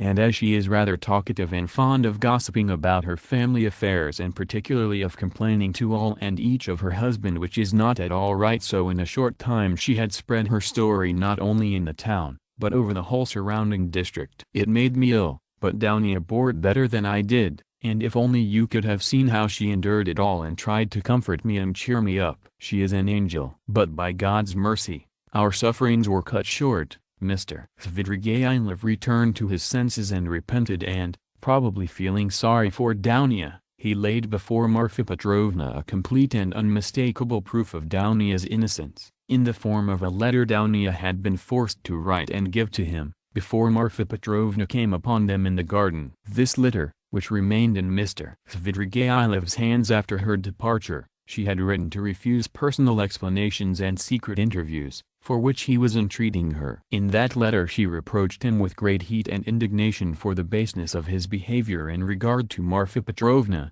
reminding him that he was the father and head of a family, and telling him how infamous it was of him to torment and make unhappy a defenseless girl, unhappy enough already. Indeed, dear Rodion, the letter was so nobly and touchingly written that I sobbed when I read it, and to this day I cannot read it without tears. Moreover, the evidence of the servants, too, cleared Dounia's reputation. They had seen and known a great deal more than Mr. Svidrigailov had himself supposed, as indeed is always the case with servants. Marfa Petrovna was completely taken aback, and again crushed, as she said herself to us, but she was completely convinced of Dounia's innocence. The very next day, being Sunday, she went straight to the cathedral, knelt down and prayed with tears to Our Lady to give her strength to bear this new trial and to do her duty. Then she came straight from the cathedral to us, told us the whole story, wept bitterly, and, fully penitent, she embraced Dounia and besought her to forgive her. The same morning, without any delay, she went round to all the houses in the town and everywhere, shedding tears. She asserted in the most flattering terms Dounia's innocence and the nobility of her feelings and her behavior. What was more, she showed and read to everyone the letter in Dounia's own handwriting to Mr. Svidrigailov, and even allowed them to take copies of it, which I must say I think was superfluous. In this way she was busy for several days in driving about the whole town, because some people had taken offense through precedence having been given to others, and therefore they had to take turns, so that in every house she was expected before she arrived, and everyone knew that on such and such a day Marfa Petrovna would be reading the letter in such and such a place, and people assembled for every reading of it, even many who had heard it several times already, both in their own houses and in other people's. In my opinion a very great deal of all this was unnecessary, but that's Marfa Petrovna's character. Anyway, she succeeded in completely re-establishing Dounia's reputation, and the whole ignominy of this affair rested as an indelible disgrace upon her husband, as the only person to blame, so that I really began to feel sorry for him. It was really treating the crazy fellow too harshly. Dounia was at once asked to give lessons in several families, but she refused. All of a sudden everyone began to treat her with marked respect, and all this did much to bring about the event by which, one may say, our whole fortunes are now transformed. You must know, dear Rodion, that Dounia has a suitor, and that she has already consented to marry him. I hasten to tell you all about the matter, and though it has been arranged without asking your consent, I think you will not be aggrieved with me or with your sister on that account, for you will see that we could not wait and put off our decision till we heard from you, and you could not have judged all the facts without being on the spot. This was how it happened. He is already of the rank of a councillor, Pyotr Petrovich Luzhin, and is distantly related to Marfa Petrovna, who has been very active in bringing the match about. It began with his expressing through her his desire to make our acquaintance. He was properly received, drank coffee with us, and the very next day he sent us a letter in which he very courteously made an offer and begged for a speedy and decided answer. He is a very busy man and is in a great hurry to get to Petersburg, so that every moment is precious to him. At first, of course, we were greatly surprised, as it had all happened so quickly and unexpectedly. We thought and talked it over the whole day. He is a well-to-do man, to be depended upon. He has 2 posts in the government and has already made his fortune. It is true that he is 45 years old, but he is of a fairly prepossessing appearance and might still be thought attractive by women, and he is altogether a very respectable and presentable man, only he seems a little morose and somewhat conceited. But possibly that may only be the impression he makes at first sight. And beware, dear Rodion, when he comes to Petersburg, as he shortly will do, beware of judging him too hastily and severely, as your way is, if there is anything you do not like in him at first sight. I give you this warning, although I feel sure that he will make a favorable impression upon you. Moreover, in order to understand any man one must be deliberate and careful to avoid forming prejudices and mistaken ideas, which are very difficult to correct and get over afterwards. And Pyotr Petrovitch, judging by many indications, is a thoroughly estimable man. At his first visit, indeed, he told us that he was a practical man, but still he shares, as he expressed it, many of the convictions of our most rising generation, and he is an opponent of all prejudices. He said a good deal more, for he seems a little conceited and likes to be listened to, but this is scarcely a vice. I, of course, understood very little of it, but Dounia explained to me that, though he is not a man of great education, he is clever and seems to be good-natured. You know your sister's character, Rodion. She is a resolute, sensible, patient and generous girl, but she has a passionate heart, as I know very well. Of course, there is no great love either on his side, or on hers, but Dounia is a clever girl and has the heart of an angel, and will make it her duty to make her husband happy, who on his side will make her happiness his care. Of that we have no good reason to doubt, though it must be admitted the matter has been arranged in great haste. Besides, he is a man of great prudence, and he will see, to be sure, of himself, that his own happiness will be the more secure, the happier Dounia is with him. And as for some defects of character, for some habits and even certain differences of opinion which indeed are inevitable even in the happiest marriages, Dounia has said that, as regards all that, she relies on herself, that there is nothing to be uneasy about, and that she is ready to put up with a great deal, if only their future relationship can be an honorable and straightforward one. He struck me, for instance, at first, as rather abrupt, but that may well come from his being an outspoken man, and that is no doubt how it is. For instance, at his second visit, after he had received Dounia's consent, in the course of conversation, he declared that before making Dounia's acquaintance, he had made up his mind to marry a girl of good reputation, without dowry and, above all, one who had experienced poverty, because, as he explained, a man ought not to be indebted to his wife, but that it is better for a wife to look upon her husband as her benefactor. I must add that he expressed it more nicely and politely than I have done, for I have forgotten his actual phrases and only remember the meaning. And, besides, it was obviously not said of design, but slipped out in the heat of conversation, so that he tried afterwards to correct himself and smooth it over, but all the same it did strike me as somewhat rude, and I said so afterwards to Dounia. But Dounia was vexed, and answered that words are not deeds, and that, of course, is perfectly true. Dounia did not sleep all night before she made up her mind, and, thinking that I was asleep, she got out of bed and was walking up and down the room all night. At last she knelt down before the icon and prayed long and fervently, and in the morning she told me that she had decided. I have mentioned already that Pyotr Petrovitch is just setting off for Petersburg, where he has a great deal of business, and he wants to open a legal bureau. He has been occupied for many years in conducting civil and commercial litigation, and only the other day he won an important case. He has to be in Petersburg because he has an important case before the Senate. So, Rodion dear, he may be of the greatest use to you, in every way indeed, and Dounia and I have agreed that from this very day you could definitely enter upon your career and might consider that your future is marked out and assured for you. Oh, If only this comes to pass. This would be such a benefit that we could only look upon it as a providential blessing.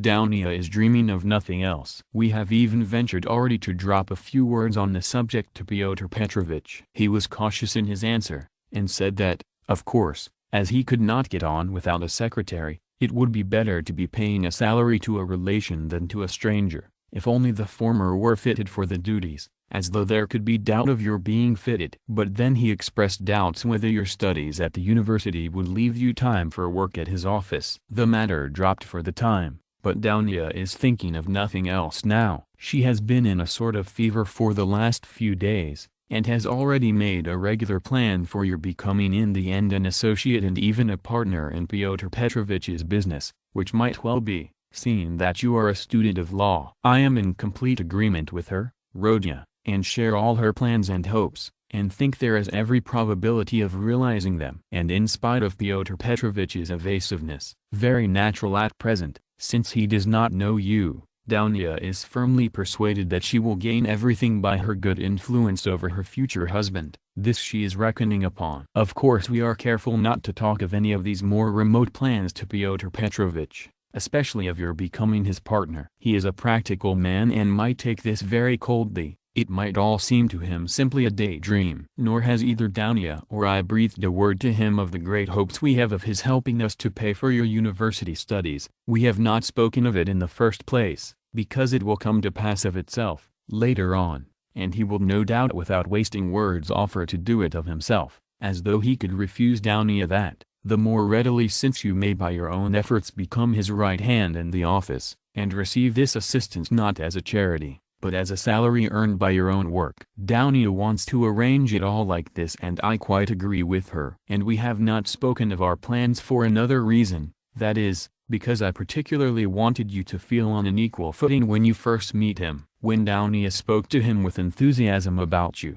he answered that one could never judge of a man without seeing him close, for oneself, and that he looked forward to forming his own opinion when he makes your acquaintance. Do you know, my precious Rodion, I think that perhaps for some reasons, nothing to do with Pyotr Petrovich though, simply for my own personal, perhaps old womanish, fancies, I should do better to go on living by myself, apart, than with them, after the wedding. I am convinced that he will be generous and delicate enough to invite me and to urge me to remain with my daughter for the future, and if he has said nothing about it hitherto, it is simply because it has been taken for granted. But I shall refuse. I have noticed more than once in my life that husbands don't quite get on with their mothers-in-law, and I don't want to be the least bit in anyone's way, and for my own sake, too, would rather be quite independent, so long as I have a crust of bread of my own, and such children as you and Dounia. If possible, I would settle somewhere near you. For the most joyful piece of news, dear Rodion, I have kept for the end of my letter. Know then, my dear boy, that we may, perhaps, be all together in a very short time and may embrace one another again after a separation of almost 3 years. It is settled for certain that Dounia and I are to set off for Petersburg, exactly when I don't know, but very, very soon, possibly in a week. It all depends on Pyotr Petrovich, who will let us know when he has had time to look round him in Petersburg. To suit his own arrangements he is anxious to have the ceremony as soon as possible, even before the fast of Our Lady, if it could be managed, or if it is too soon to be ready, immediately after. Oh, with what happiness I shall press you to my heart. Dounia is all excitement at the joyful thought of seeing you. She said one day in joke that she would be ready to marry Pyotr Petrovich for that alone. She is an angel. She is not writing anything to you now, and has only told me to write that she has so much to tell you that she is not going to take up her pen now. For a few lines would tell you nothing, and it would only mean upsetting herself. She bids me send you her love and innumerable kisses. But although we shall be meeting so soon, perhaps I shall send you as much money as I can in a day or two. Now that everyone has heard that Dounia is to marry Pyotr Petrovich, my credit has suddenly improved, and I know that Afanasy Ivanovitch will trust me now even to 75 rubles on the security of my pension, so that perhaps I shall be able to send you 25 or even 30 rubles. I would send you more, but I am uneasy about our traveling expenses, for though Pyotr Petrovich has been so kind as to undertake part of the expenses of the journey, that is to say, He has taken upon himself the conveyance of our bags and big trunk, which will be conveyed through some acquaintances of his. We must reckon upon some expense on our arrival in Petersburg, where we can't be left without a halfpenny, at least for the first few days. But we have calculated it all, Downia and I, to the last penny, and we see that the journey will not cost very much. It is only 90 versts from us to the railway, and we have come to an agreement with a driver we know, so as to be in readiness, and from there Downia and I can travel quite comfortably third class, so that I may very likely be able to send to you not 25, but 30 rubles. But enough, I have covered 2 sheets already and there is no space left for more. Our whole history, but so many events have happened. And now, my precious Rodya, I embrace you and send you a mother's blessing till we meet. Love Downia, your sister. Rodya, love her as she loves you and understand that she loves you beyond everything, more than herself. She is an angel, and you, Rodya, you are everything to us, our one hope, our one consolation. If only you are happy, we shall be happy. Do you still say your prayers, Rodya, and believe in the mercy of our Creator and our Redeemer? I am afraid in my heart that you may have been visited by the new spirit of infidelity that is abroad today. If it is so, I pray for you. Remember, dear boy, how in your childhood, when your father was living, you used to lisp your prayers at my knee, and how happy we all were in those days. Goodbye, till we meet then. I embrace you warmly, warmly, with many kisses. Yours till death, Fyodor Raskolnikov. Almost from the first, while he read the letter, Raskolnikov's face was wet with tears, but when he finished it, his face was pale and distorted, and a bitter, wrathful and malignant smile was on his lips. He laid his head down on his threadbare dirty pillow and pondered a long time. His heart was beating violently, and his brain was in a turmoil. At last he felt cramped and stifled in the little yellow room that was like a cupboard or a box. His eyes and his mind craved for space. He took up his hat and went out, this time without dread of meeting anyone. He had forgotten his dread. He turned in the direction of the Vasilyevsky Ostrov, walking along Vasilyevsky Prospect, as though hastening on some business, but he walked, as his habit was, without noticing his way, muttering and even speaking aloud to himself, to the astonishment of the passers-by. Many of them took him to be drunk. Chapter 4. His mother's letter had been a torture to him, but as regards the chief fact in it, he had felt not one moment's hesitation, even whilst he was reading the letter. The essential question was settled, and irrevocably settled, in his mind. Never such a marriage while I am alive, and Mr. Luzhin be damned. The thing is perfectly clear, he muttered to himself, with a malignant smile anticipating the triumph of his decision. No, mother, no, Downia, you won't deceive me. And then they apologize for not asking my advice and for taking the decision without me. I dare say they imagine it is arranged now and can't be broken off, but we will see whether it can or not. A magnificent excuse. Pyotr Petrovitch is such a busy man that even his wedding has to be in post-haste, almost by express. No, Downia, I see it all, and I know what you want to say to me, and I know too what you were thinking about, when you walked up and down all night, and what your prayers were like before the Holy Mother of Kazan who stands in Mother's bedroom. Bitter is the ascent to Golgotha. So it is finally settled. You have determined to marry a sensible businessman, Avdotya Romanovna, one who has a fortune, has already made his fortune, that is so much more solid and impressive, a man who holds 2 government posts and who shares the ideas of our most rising generation, as Mother writes, and who seems to be kind, as Downia herself observes. That seems beats everything, and that very Downia for that very seems is marrying him. Splendid, splendid. But I should like to know why Mother has written to me about our most rising generation, simply as a descriptive touch, or with the idea of prepossessing me in favor of Mr. Luzhin. Oh, the cunning of them. I should like to know one thing more, how far they were open with one another that day and night and all this time since. Was it all put into words, or did both understand that they had the same thing at heart and in their minds, so that there was no need to speak of it aloud, and better not to speak of it? Most likely it was partly like that. From Mother's letter it's evident, he struck her as rude a little, And mother in her simplicity took her observations to Downia. And she was sure to be vexed and answered her angrily. I should think so. Who would not be angered when it was quite clear without any naive questions and when it was understood that it was useless to discuss it? And why does she write to me? Love Downia, Rodion, and she loves you more than herself. Has she a secret conscience prick at sacrificing her daughter to her son? You are our one comfort, you are everything to us. Oh, mother. His bitterness grew more and more intense, and if he had happened to meet Mr. Luzhin at the moment, he might have murdered him.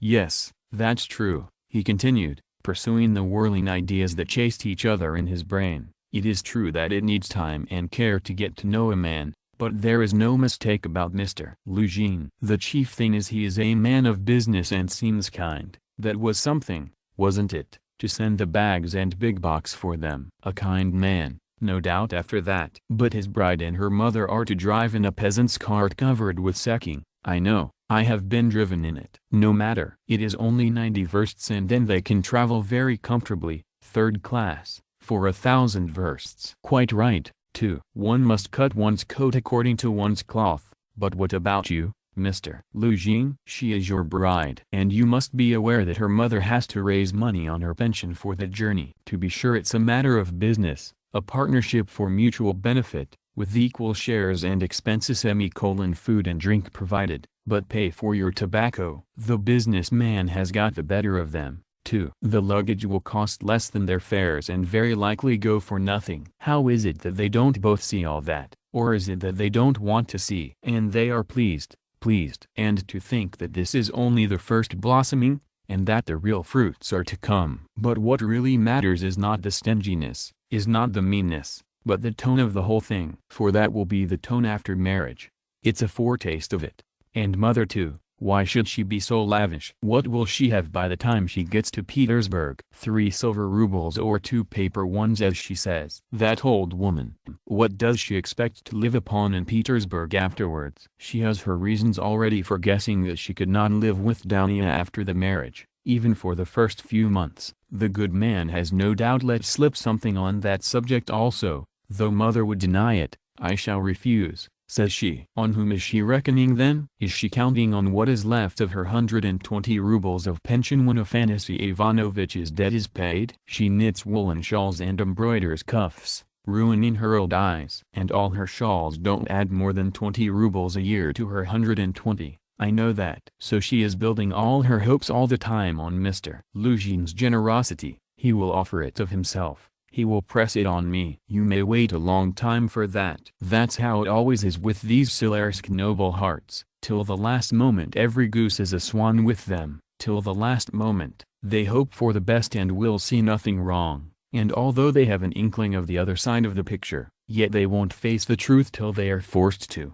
The very thought of it makes them shiver. They thrust the truth away with both hands, until the man they deck out in false colors puts a fool's cap on them with his own hands. I should like to know whether Mr. Luzhin has any orders of merit. I bet he has the Anna in his buttonhole and that he puts it on when he goes to dine with contractors or merchants. He will be sure to have it for his wedding, too. Enough of him, confound him. Well, mother, I don't wonder at, it's like her, God bless her, but how could Downia, darling, as though I did not know you. You were nearly 20 when I saw you last. I understood you then. Mother writes that Downia can put up with a great deal. I know that very well. I knew that 2 years and a half ago, and for the last 2.5 years I have been thinking about it, thinking of just that Downia can put up with a great deal. If she could put up with Mr. Svidrigailov and all the rest of it, she certainly can put up with a great deal. And now mother and she have taken it into their heads that she can put up with Mr. Luzhin,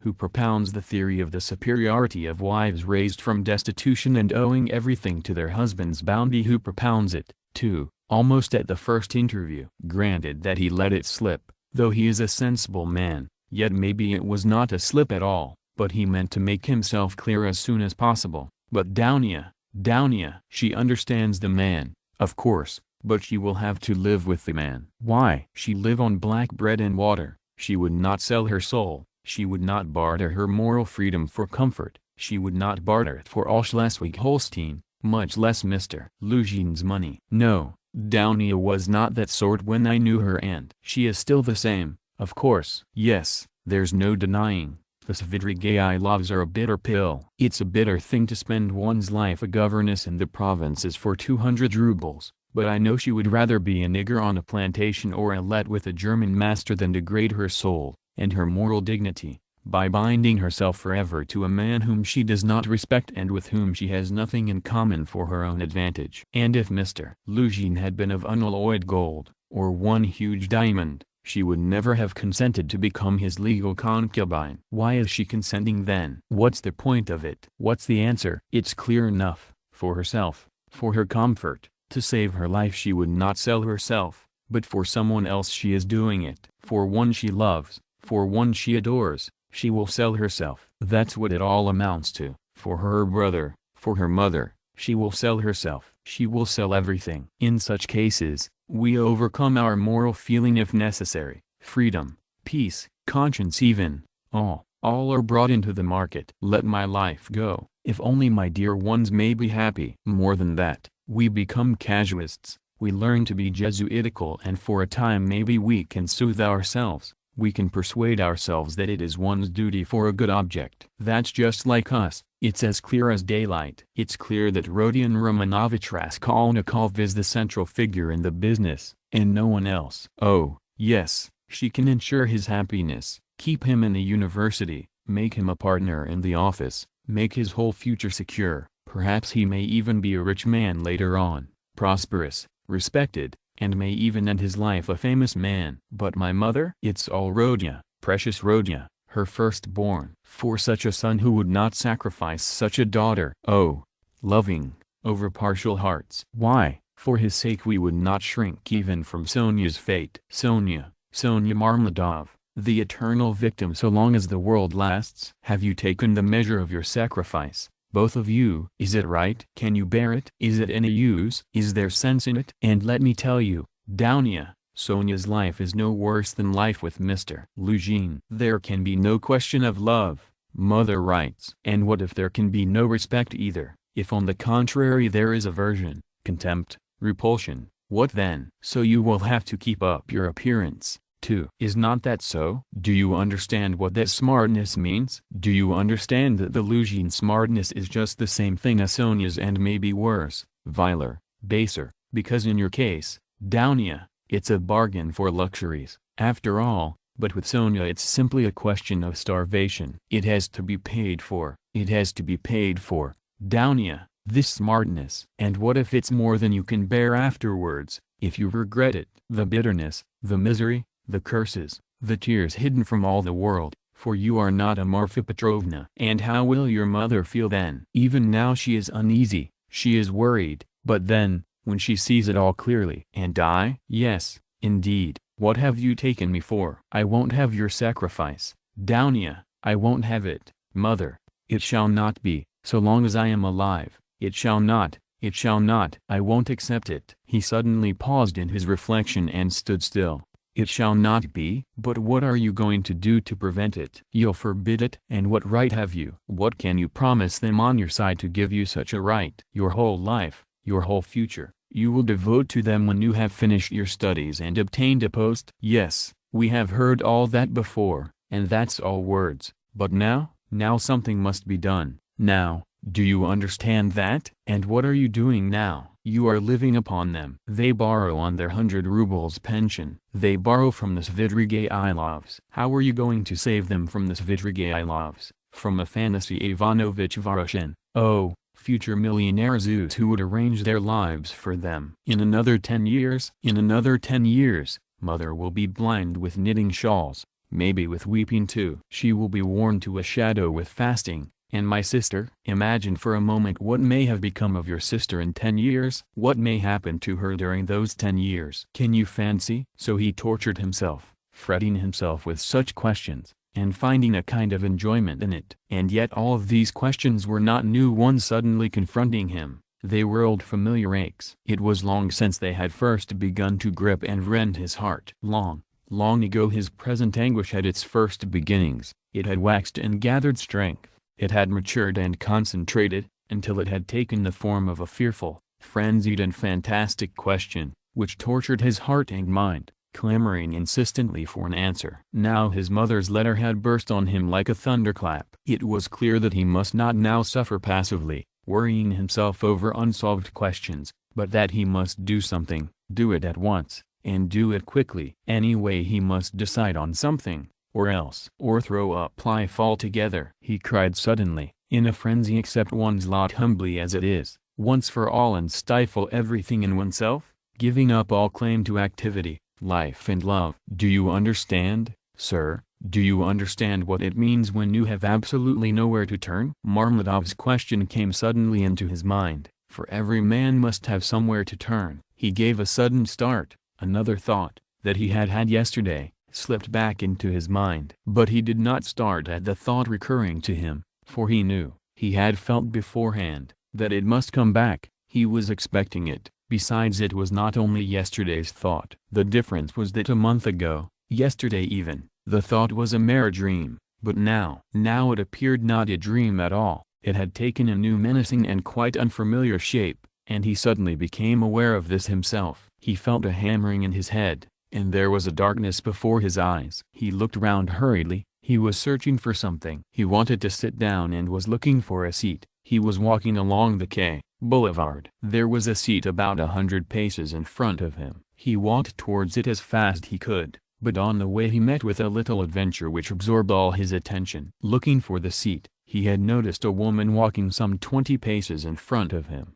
But at first he took no more notice of her than of other objects that crossed his path. It had happened to him many times going home not to notice the road by which he was going, and he was accustomed to walk like that. But there was at first sight something so strange about the woman in front of him, that gradually his attention was riveted upon her, at first reluctantly and, as it were, resentfully, and then more and more intently. He felt a sudden desire to find out what it was that was so strange about the woman. In the first place, she appeared to be a girl quite young, and she was walking in the great heat bareheaded and with no parasol or gloves, waving her arms about in an absurd way. She had on a dress of some light silky material, but put on strangely awry, not properly hooked up, and torn open at the top of the skirt, close to the waist. A great piece was rent and hanging loose. A little kerchief was flung about her bare throat, but lay slanting on one side. The girl was walking unsteadily, too, stumbling and staggering from side to side. She drew Raskolnikov's whole attention at last. He overtook the girl at the seat, but, on reaching it, she dropped down on it. In the corner, she let her head sink on the back of the seat and closed her eyes, apparently in extreme exhaustion. Looking at her closely, he saw at once that she was completely drunk. It was a strange and shocking sight. He could hardly believe that he was not mistaken. He saw before him the face of a quite young, fair-haired girl 16, perhaps not more than 15, years old. Pretty little face, but flushed and heavy-looking and, as it were, swollen. The girl seemed hardly to know what she was doing. She crossed one leg over the other, lifting it indecorously, and showed every sign of being unconscious that she was in the street. Raskolnikov did not sit down, but he felt unwilling to leave her, and stood facing her in perplexity. This boulevard was never much frequented, and now, at 2 o'clock, in the stifling heat, it was quite deserted. And yet on the further side of the boulevard, about 15 paces away, a gentleman was standing on the edge of the pavement. He, too, would apparently have liked to approach the girl with some object of his own. He, too, had probably seen her in the distance and had followed her, but found Raskolnikov in his way. He looked angrily at him, though he tried to escape his notice, and stood impatiently biding his time, till the unwelcome man in rags should have moved away. His intentions were unmistakable. The gentleman was a plump, thickly set man, about 30, fashionably dressed, with a high color, red lips and mustaches. Raskolnikov felt furious. He had a sudden longing to insult this fat dandy in some way. He left the girl for a moment and walked towards the gentleman. "Hey, you Svidrigailov, what do you want here?" he shouted, clenching his fists and laughing, spluttering with rage. "What do you mean?" the gentleman asked sternly, scowling in haughty astonishment. "Get away, that's what I mean." "How dare you, you low fellow!" He raised his cane. Raskolnikov rushed at him with his fists, without reflecting that the stout gentleman was a match for two men like himself. But at that instant someone seized him from behind, and a police constable stood between them. "That's enough, gentlemen, no fighting, please, in a public place." "What do you want? Who are you?" he asked Raskolnikov sternly, noticing his rags. Raskolnikov looked at him intently. He had a straightforward, sensible, soldierly face, with grey mustaches and whiskers. "You are just the man I want," Raskolnikov cried, catching at his arm. "I am a student, Raskolnikov. You may as well know that too," he added, addressing the gentleman. "Come along, I have something to show you." And taking the policeman by the hand he drew him towards the seat. "Look here, hopelessly drunk, and she has just come down the boulevard. There is no telling who and what she is. She does not look like a professional. It's more likely she has been given drink and deceived somewhere for the first time. You understand? And they've put her out into the street like that. Look at the way her dress is torn, and the way it has been put on. She has been dressed by somebody. She has not dressed herself, and dressed by unpracticed hands, by a man's hands. That's evident. And now look there. I don't know the dandy with whom I was going to fight. I see him for the first time, but he, too, has seen her on the road, just now, drunk, not knowing what she is doing, and now he is very eager to get hold of her, to get her away somewhere while she is in this state. That's certain, believe me, I am not wrong. I saw him myself watching her and following her, but I prevented him, and he is just waiting for me to go away. Now he has walked away a little, and is standing still, pretending to make a cigarette. Think how can we keep her out of his hands? And how are we to get her home?" The policeman saw it all in a flash. The stout gentleman was easy to understand. He turned to consider the girl. The policeman bent over to examine her more closely, and his face worked with genuine compassion. "Ah, what a pity," he said, shaking his head. "Why, she is quite a child. She has been deceived, you can see that at once. Listen, lady," he began addressing her, "where do you live?" The girl opened her weary and sleepy-looking eyes, gazed blankly at the speaker and waved her hand. "Here," said Raskolnikov, feeling in his pocket and finding 20 kopecks. "Here, call a cab and tell him to drive her to her address. The only thing is to find out her address." "Missy, the policeman began again, taking the money. "I'll fetch you a cab and take you home myself." "Where shall I take you, eh? Where do you live?" "Go away." "They won't let me alone," the girl muttered, and once more waved her hand. Ack.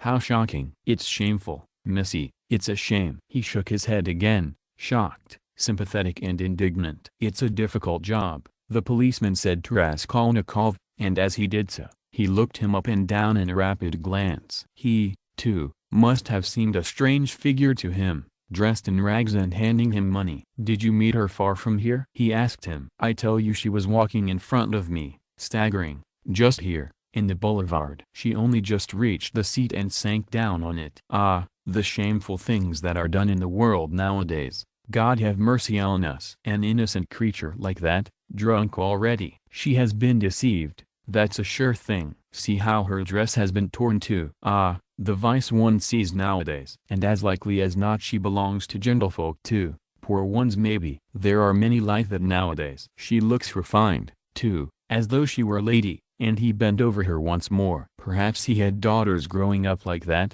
looking like ladies and refined with pretensions to gentility and smartness. "The chief thing is," Raskolnikov persisted, "to keep her out of this scoundrel's hands." "Why should he outrage her? It's as clear as day what he is after. Ah, the brute, he is not moving off." Raskolnikov spoke aloud and pointed to him. The gentleman heard him, and seemed about to fly into a rage again, but thought better of it, and confined himself to a contemptuous look. He then walked slowly another 10 paces away and again halted. "Keep her out of his hands we can," said the constable thoughtfully, "if only she'd tell us where to take her. But as it is, missy, hey, missy." He bent over her once more. She opened her eyes fully all of a sudden, looked at him intently, as though realizing something, got up from the seat and walked away in the direction from which she had come. "Oh, shameful wretches! They won't let me alone," she said, waving her hand again. She walked quickly, though staggering as before. The dandy followed her, but along another avenue, keeping his eye on her. "Don't be anxious, I won't let him have her," the policeman said resolutely, and he set off after them. "Ah, the vice one sees nowadays," he repeated aloud, sighing. At that moment something seemed to sting Raskolnikov. In an instant a complete revulsion of feeling came over him. "Hey, here!" he shouted after the policeman. The latter turned round. "Let them be. What is it to do with you? Let her go. Let him amuse himself." He pointed at the dandy. "What is it to do with you?" The policeman was bewildered, and stared at him open-eyed. Raskolnikov laughed. "Well," ejaculated the policeman, with a gesture of contempt, and he walked after the dandy and the girl, probably taking Raskolnikov for a madman or something even worse. "He has carried off my 20 kopecks," Raskolnikov murmured angrily when he was left alone. "Well, let him take as much from the other fellow to allow him to have the girl and so let it end. And why did I want to interfere? Is it for me to help? Have I any right to help? Let them devour each other alive. What is to me? How did I dare to give him 20 kopecks? Were they mine?" In spite of those strange words he felt very wretched. He sat down on the deserted seat. His thoughts strayed aimlessly. He found it hard to fix his mind on anything at that moment. He longed to forget himself altogether, to forget everything, and then to wake up and begin life anew. "Poor girl," he said, looking at the empty corner where she had sat. "She will come to herself and weep, and then her mother will find out. She will give her a beating, a horrible, shameful beating, and then maybe turn her out of doors. And even if she does not, the Darya Frantsovnas will get wind of it, and the girl will soon be slipping out on the sly here and there. Then there will be the hospital directly. That's always the luck of those girls with respectable mothers, who go wrong on the sly. And then, again the hospital, drink, the taverns, and more hospital. In 2 or 3 years a wreck, and her life over at 18 or 19. Have not I seen cases like that? And how have they been brought to it? Why, they've all come to it like that. Ugh! But what does it matter? That's as it should be. They tell us a certain percentage, they tell us, must every year go that way to the devil, I suppose, so that the rest may remain chaste, and not be interfered with. A percentage. What splendid words they have. They are so scientific, so consolatory. Once you've said percentage, there's nothing more to worry about. If we had any other word, maybe we might feel more uneasy. But what if Downy were one of the percentage of another one, if not that one? But where am I going? He thought suddenly. Strange. I came out for something. As soon as I had read the letter I came out. I was going to Vasilyevsky Ostrov, to Razumihine. That's what it was. Now I remember. What for, though? And what put the idea of going to Razumihine into my head just now? That's curious. He wondered at himself. Razumihine was one of his old comrades at the university. It was remarkable that Raskolnikov had hardly any friends at the university. He kept aloof from everyone, went to see no one, and did not welcome anyone who came to see him, and indeed everyone soon gave him up. He took no part in the students' gatherings, amusements or conversations. He worked with great intensity without sparing himself, and he was respected for this, but no one liked him. He was very poor, and there was a sort of haughty pride and reserve about him, as though he were keeping something to himself. He seemed to some of his comrades to look down upon them all as children, as though he were superior in development, knowledge and convictions, as though their beliefs and interests were beneath him.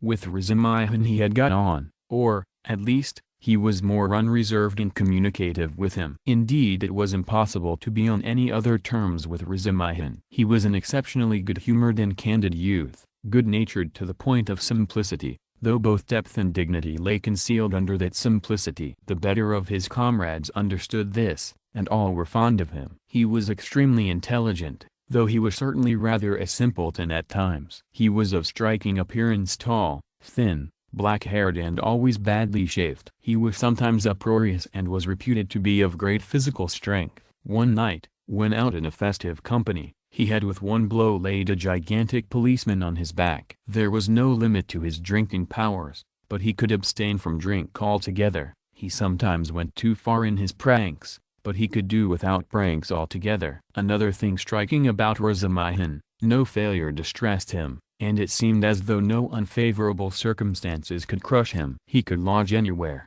and bear the extremes of cold and hunger. He was very poor, and kept himself entirely on what he could earn by work of one sort or another. He knew of no end of resources by which to earn money. He spent one whole winter without lighting his stove, and used to declare that he liked it better, because one slept more soundly in the cold. For the present he, too, had been obliged to give up the university, but it was only for a time, and he was working with all his might to save enough to return to his studies again. Raskolnikov had not been to see him for the last 4 months, and Razumihин did not even know his address. About 2 months before, they had met in the street, but Raskolnikov had turned away and even crossed to the other side that he might not be observed. And though Razumihin noticed him, he passed him by, as he did not want to annoy him. Chapter 5. Of course, I've been meaning lately to go to Razumihin's to ask for work, to ask him to get me lessons or something. Raskolnikov thought,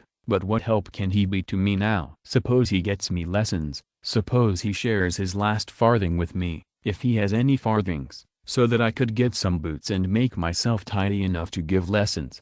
Well, and what then? What shall I do with the few coppers I earn? That's not what I want now. It's really absurd for me to go to Razumihin. The question why he was now going to Razumihin agitated him even more than he was himself aware. He kept uneasily seeking for some sinister significance in this apparently ordinary action.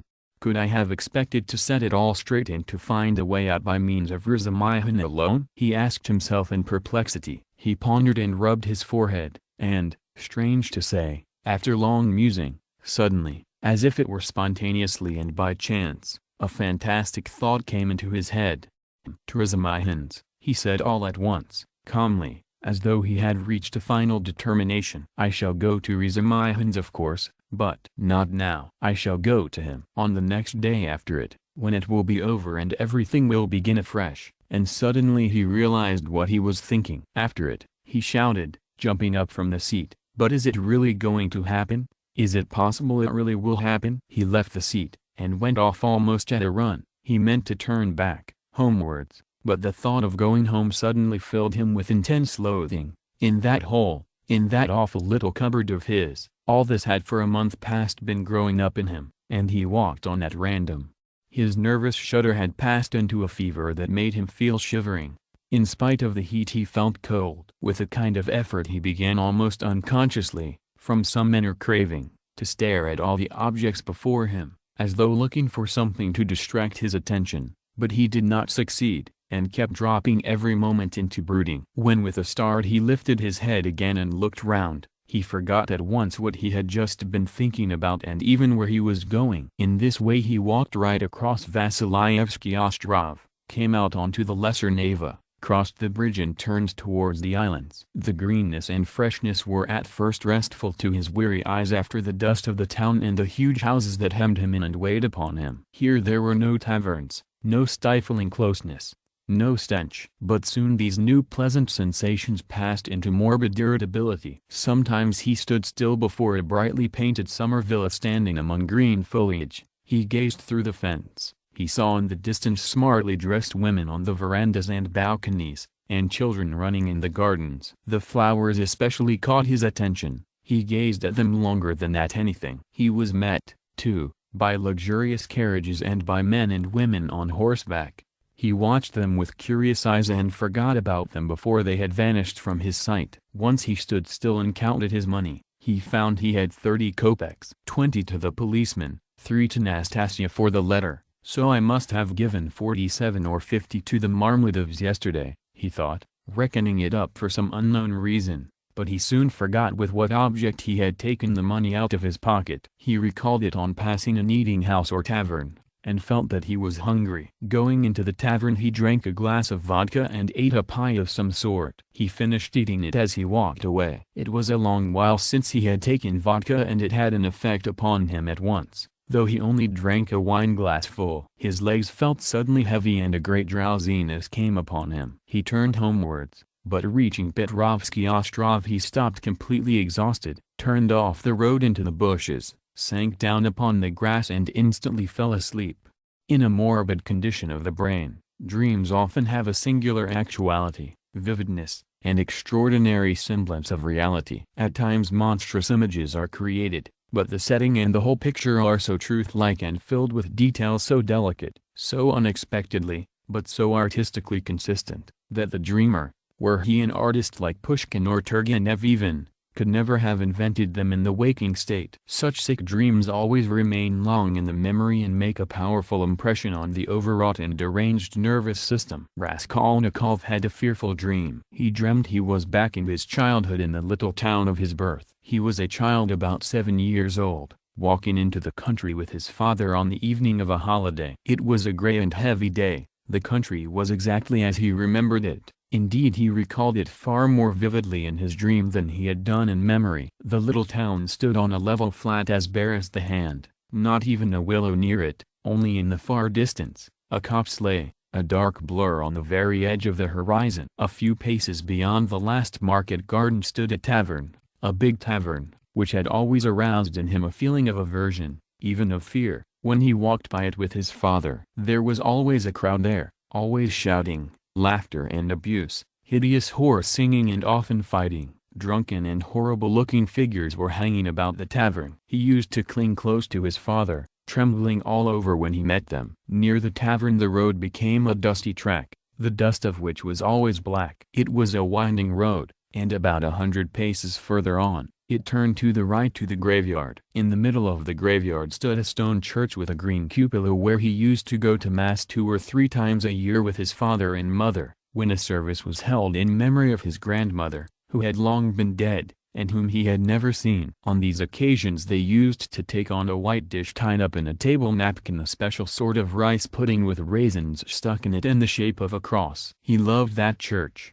the old-fashioned, unadorned icons and the old priest with the shaking head. Near his grandmother's grave, which was marked by a stone, was the little grave of his younger brother who had died at 6 months old. He did not remember him at all, but he had been told about his little brother, and whenever he visited the graveyard he used religiously and relevantly to cross himself and to bow down and kiss the little grave. And now he dreamt that he was walking with his father past the tavern on the way to the graveyard. He was holding his father's hand and looking with dread at the tavern. A peculiar circumstance attracted his attention. There seemed to be some kind of festivity going on. There were crowds of gaily dressed townspeople, peasant women, their husbands, and riffraff of all sorts, all singing and all more or less drunk. Near the entrance of the tavern stood a cart, but a strange cart. It was one of those big carts usually drawn by heavy cart horses and laden with casks of wine or other heavy goods. He always liked looking at those great cart horses, with their long manes, thick legs, and slow even pace, drawing along a perfect mountain with no appearance of effort, as though it were easier going with a load than without it. But now, strange to say, in the shafts of such a cart he saw a thin little sorrel beast, one of those peasant nags which he had often seen straining their utmost under a heavy load of wood or hay, especially when the wheels were stuck in the mud or in the rut. And the peasants would beat them so cruelly, sometimes even about the nose and eyes, and he felt so sorry for them that he almost cried, and his mother always used to take him away from the window. All of a sudden there was a great uproar of shouting, singing and the balalaika, and from the tavern a number of big and very drunken peasants came out, wearing red and blue shirts and coats thrown over their shoulders.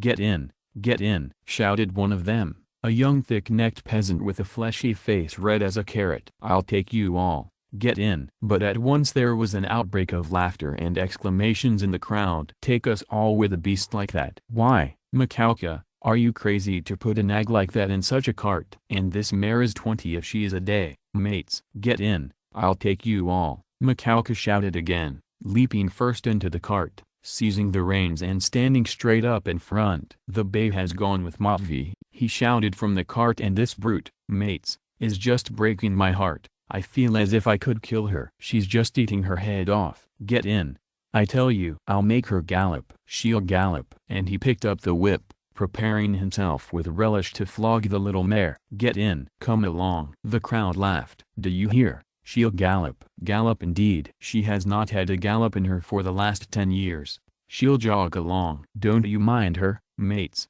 Bring a whip each of you.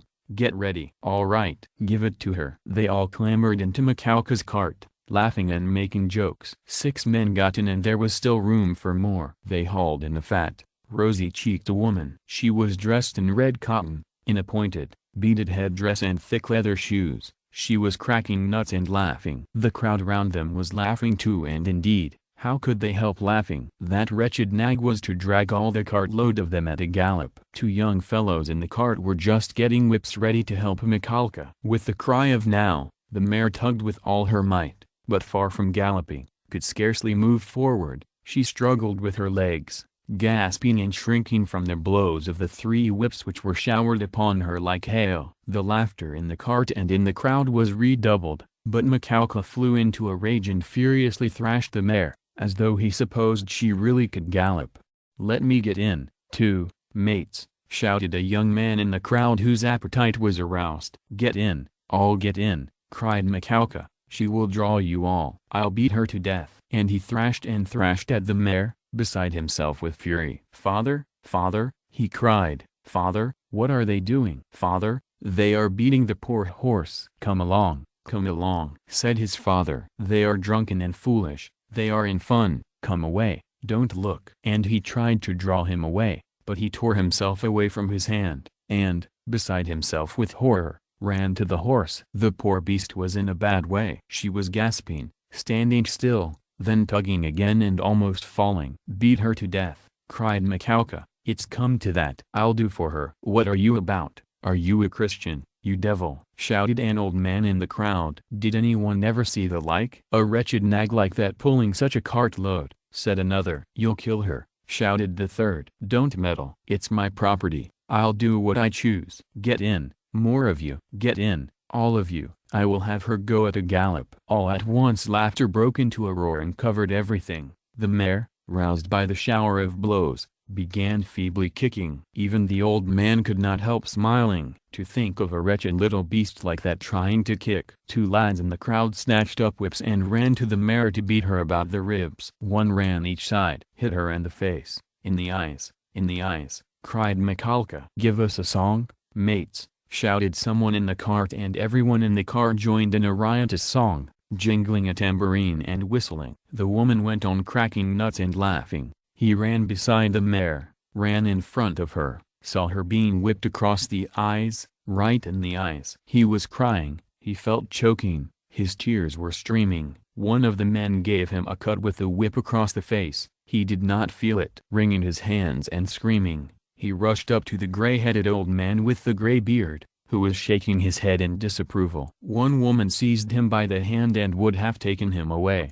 but he tore himself from her and ran back to the mare. She was almost at the last gasp, but began kicking once more. "I'll teach you to kick," Mikalka shouted ferociously. He threw down the whip, bent forward and picked up from the bottom of the cart a long, thick shaft. He took hold of one end with both hands and with an effort brandished it over the mare. "He'll crush her," was shouted round him. "He'll kill her." "It's my property," shouted Mikalka and brought the shaft down with a swinging blow. There was a sound of a heavy thud. "Thrash her, thrash her." "Why have you stopped?" shouted voices in the crowd, and Mikalka swung the shaft a second time and it fell a second time on the spine of the luckless mare. She sank back on her haunches, but lurched forward and tugged forward with all her force, tugged first on one side and then on the other, trying to move the cart. But the 6 whips were attacking her in all directions, and the shaft was raised again and fell upon her a third time, then a fourth, with heavy measured blows. Mikalka was in a fury that he could not kill her at one blow. "She's a tough one," was shouted in the crowd. "She'll fall in a minute." "Mates, there'll soon be an end of her," said an admiring spectator in the crowd. "Fetch an axe to her." "Finish her off," shouted a third. "I'll show you." "Stand off," Mikalka screamed frantically. He threw down the shaft, stooped down in the cart and picked up an iron crowbar. "Look out," he shouted, and with all his might he dealt a stunning blow at the poor mare. The blow fell, the mare staggered, sank back, tried to pull, but the bar fell again with a swinging blow on her back and she fell on the ground like a log.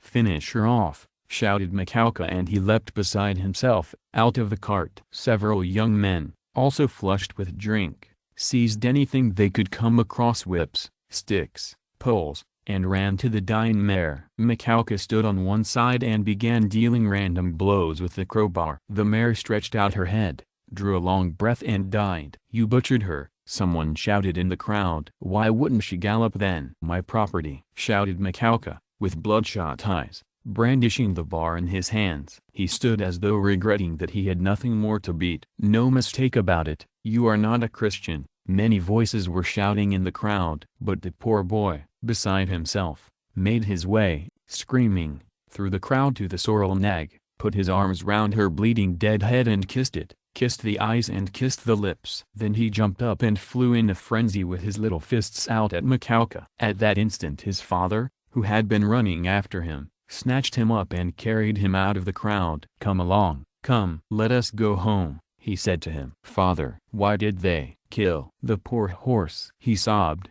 but his voice broke and the words came in shrieks from his panting chest. They are drunk, they are brutal. It's not our business, said his father. He put his arms round his father but he felt choked.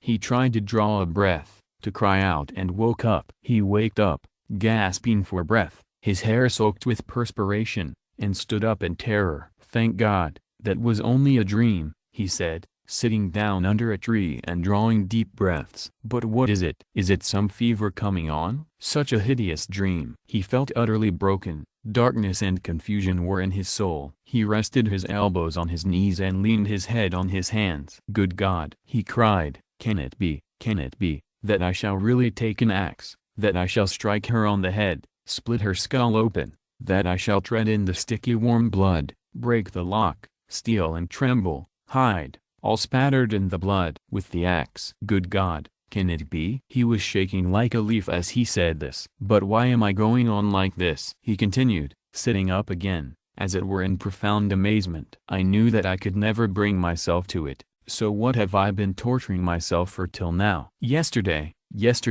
when I went to make that experiment, yesterday I realized completely that I could never bear to do it. Why am I going over it again? Then, why am I hesitating? As I came down the stairs yesterday, I said myself that it was base, loathsome, vile. The very thought of it made me feel sick and filled me with horror. No, I couldn't do it.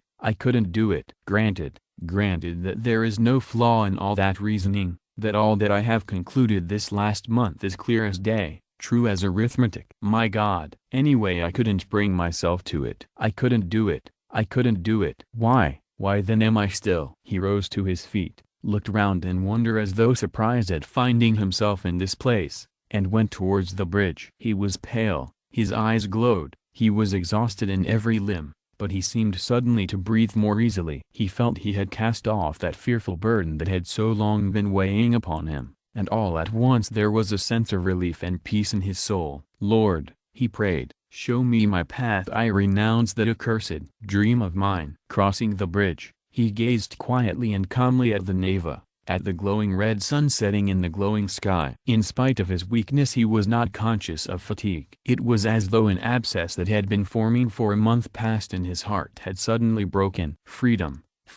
He was free from that spell, that sorcery, that obsession. Later on, when he recalled the time and all that happened to him during those days, minute by minute, point by point, he was superstitiously impressed by one circumstance, which, though in itself not very exceptional, always seemed to him afterwards the predestined turning point of his fate. He could never understand and explain to himself why, when he was tired and worn out, when it would have been more convenient for him to go home by the shortest and most direct way, he had returned by the Haymarket where he had no need to go. It was obviously and quite unnecessarily out of his way, though not much so. It is true that it happened to him dozens of times to return home without noticing what streets he passed through. But why, he was always asking himself, why had such an important, such a decisive and at the same time such an absolutely chance meeting happened in the Haymarket, where he had moreover no reason to go, at the very hour,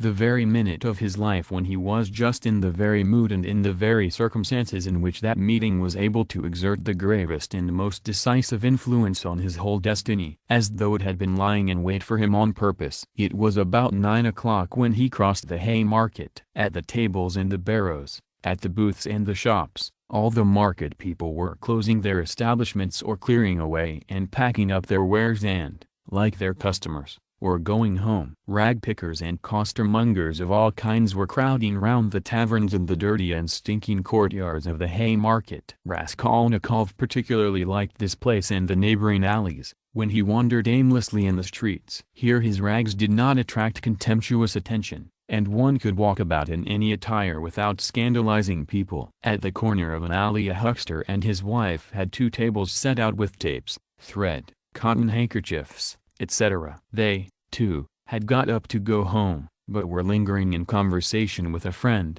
who had just come up to them. This friend was Lizaveta Ivanovna, or, as everyone called her, Lizaveta, the younger sister of the old pawnbroker, Alyona Ivanovna, whom Raskolnikov had visited the previous day to pawn his watch and make his experiment. He already knew all about Lizaveta and she knew him a little too. She was a single woman of about 35, tall, clumsy, timid, submissive and almost idiotic. She was a complete slave and went in fear and trembling of her sister, who made her work day and night, and even beat her. She was standing with a bundle before the huckster and his wife, listening earnestly and doubtfully. They were talking of something with special warmth. The moment Raskolnikov caught sight of her, he was overcome by a strange sensation as it were of intense astonishment, though there was nothing astonishing about this meeting. You could make up your mind for yourself, Lizaveta Ivanovna, the huckster was saying aloud. Come round tomorrow about 7. They will be here too. Tomorrow? Said Lizaveta slowly and thoughtfully, as though unable to make up her mind. Upon my word, what a fright you are in, Alyona Ivanovna, gabbled the huckster's wife, a lively little woman. I look at you, you are like some little babe. And she is not your own sister either, nothing but a stepsister, and what a hand she keeps over you. But this time don't say a word to Alyona Ivanovna, her husband interrupted, that's my advice. But come round to us without asking. It will be worth your while. Later on your sister herself may have a notion. Am I to come? About 7 o'clock tomorrow. And they will be here. You will be able to decide for yourself. And we'll have a cup of tea, added his wife. All right, I'll come, said Lizaveta, still pondering, and she began slowly moving away. Raskolnikov had just passed and heard no more. He passed softly, unnoticed, trying not to miss a word. His first amazement was followed by a thrill of horror, like a shiver running down his spine. He had suddenly quite unexpectedly learned, that the next day at 7 o'clock Lizaveta, the old woman's sister and only companion, would be away from home, and that therefore at 7 o'clock precisely the old woman would be left alone. He was only a few steps from his lodging. He went in like a man condemned to death. He thought of nothing and was incapable of thinking. But he felt suddenly in his whole being that he had no more freedom of thought, no will, and that everything was suddenly and irrevocably decided. Certainly, if he had to wait whole years for a suitable opportunity, he could not reckon on a more certain step towards the success of the plan than that which had just presented itself. In any case, it would have been difficult to find out beforehand and with certainty, with greater exactness and less risk, and without dangerous inquiries and investigations, that next day at a certain time an old woman, on whose life an attempt was contemplated, would be at home and entirely alone. Chapter 6. Later on Raskolnikov happened to find out why the huckster and his wife had invited Lizaveta. It was a very ordinary matter and there was nothing exceptional about it. A family who had come to the town and been reduced to poverty were selling their household goods and clothes, all women's things. As the things would have fetched little in the market, they were looking for a dealer. This was Lizaveta's business. She undertook such jobs and was frequently employed, as she was very honest and always fixed a fair price and stuck to it. She spoke as a rule little and, as we have said already, she was very submissive and timid. But Raskolnikov had become the superstitious of late. The traces of superstition remained in him long after, and were almost ineradicable. And in all this he was always afterwards disposed to see something strange and mysterious, as it were, the presence of some peculiar influences and coincidences. In the previous winter a student he knew called Pokarev, who had left for Kharkov, had chanced in conversation to give him the address of Alyona Ivanovna, the old pawnbroker, in case he might want to pawn anything. For a long while he did not go to her, for he had lessons and managed to get along somehow. 6 weeks ago he had remembered the address. He had 2 articles that could be pawned, his father's old silver watch and a little gold ring with 3 red stones, a present from his sister at parting. He decided to take the ring. When he found the old woman, he had felt an insurmountable repulsion for her at the first glance, though he knew nothing special about her. He got 2 rubles from her and went into a miserable little tavern on his way home. He asked for tea, sat down and sank into deep thought. A strange idea was pecking at his brain like a chicken in the egg, and very much absorbed him. Almost beside him at the next table there was sitting a student, whom he did not know and had never seen, and with him a young officer. They had played a game of billiards and began drinking tea. All at once he heard the student mention to the officer the pawnbroker Alyona Ivanovna and give him her address. This of itself seemed strange to Raskolnikov. He had just come from her and here at once he heard her name. Of course it was a chance, but he could not shake off a very extraordinary impression, and here someone seemed to be speaking expressly for him. The student began telling his friend various details about Alyona Ivanovna. "She is first-rate," he said. "You can always get money from her. She is as rich as a Jew. She can give you 5,000 rubles at a time and she is not above taking a pledge for a ruble. Lots of our fellows have had dealings with her. But she is an awful old harpy." And he began describing how spiteful and uncertain she was, how if you were only a day late with your interest the pledge was lost, how she gave a quarter of the value of an article and took 5 and even 7% a month on it, and so on. The student chattered on, saying that she had a sister Lizaveta, whom the wretched little creature was continually beating, and kept in complete bondage like a small child, though Lizaveta was at least 6 feet high. "There's a phenomenon for you," cried the student, and he laughed. They began talking about Lizaveta. The student spoke about her with a peculiar relish and was continually laughing, and the officer listened with great interest and asked him to send Lizaveta to do some mending for him. Raskolnikov did not miss a word and learned everything about her. Lizaveta was younger than the old woman and was her half-sister, being the child of a different mother. She was 35. She worked day and night for her sister, and besides doing the cooking and the washing, she did sewing and worked as a charwoman and gave her sister all she earned. She did not dare to accept an order or job of any kind without her sister's permission. The old woman had already made her will, and Lizaveta knew of it, and by this will she would not get a farthing, nothing but the movables, chairs and so on. All the money was left to a monastery in the province of N, that prayers might be said for her in perpetuity. Lizaveta was of lower rank than her sister, unmarried and awfully uncouth in appearance,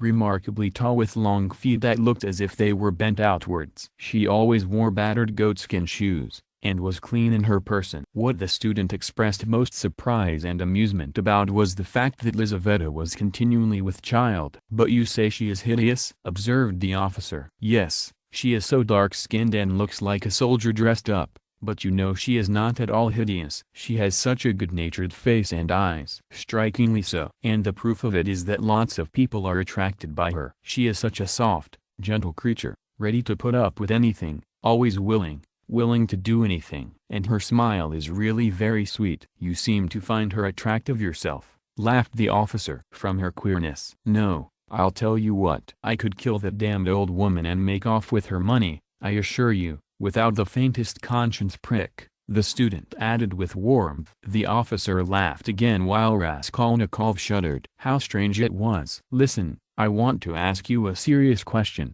the student said hotly. "I was joking of course, but look here, on one side we have a stupid, senseless, worthless, spiteful, ailing, horrid old woman, not simply useless but doing actual mischief, who has not an idea what she is living for herself, and who will die in a day or two in any case. You understand? You understand?" Yes, I understand," answered the officer, watching his excited companion attentively. "Well, listen then. On the other side, fresh young lives thrown away for want of help, and by thousands, on every side. 100,000 good deeds could be done and helped, on that old woman's money which will be buried in a monastery. Hundreds, thousands perhaps, might be set on the right path. Dozens of families saved from destitution, from ruin, from vice, from the lock hospitals, and all with her money. Kill her, take her money, and with the help of it devote oneself to the service of humanity and the good of all. What do you think?" Would not one tiny crime be wiped out by thousands of good deeds? For one life thousands would be saved from corruption and decay. One death, and 100 lives in exchange. It's simple arithmetic. Besides, what value has the life of that sickly, stupid, ill-natured old woman in the balance of existence? No more than the life of a louse, of a black beetle, less in fact, because the old woman is doing harm. She is wearing out the lives of others. The other day she bit Lizaveta's finger out of spite. It almost had to be amputated. Of course she does not deserve to live, remarked the officer, but there it is, it's nature. Oh, well, brother, but we have to correct and direct nature, and, but for that, we should drown in an ocean of prejudice. But for that, there would never have been a single great man. They talk of duty, conscience. I don't want to say anything against duty and conscience, but the point is, what do we mean by them? Stay, I have another question to ask you. Listen. No, you stay, I'll ask you a question. Listen. Well, you are talking and speechifying away, but tell me, would you kill the old woman yourself? Of course not. I was only arguing the justice of it. It's nothing to do with me. But I think, if you would not do it yourself, there's no justice about it. Let us have another game. Raskolnikov was violently agitated. Of course, it was all ordinary youthful talk and thought, such as he had often heard before in different forms and on different themes. But why had he happened to hear such a discussion and such ideas at the very moment when his own brain was just conceiving the very same ideas? And why, just at the moment when he had brought away the embryo of his idea from the old woman, had he dropped at once upon a conversation about her? This coincidence always seemed strange to him. This trivial talk in a tavern had an immense influence on him in his later action, as though there had really been in it something preordained, some guiding hint.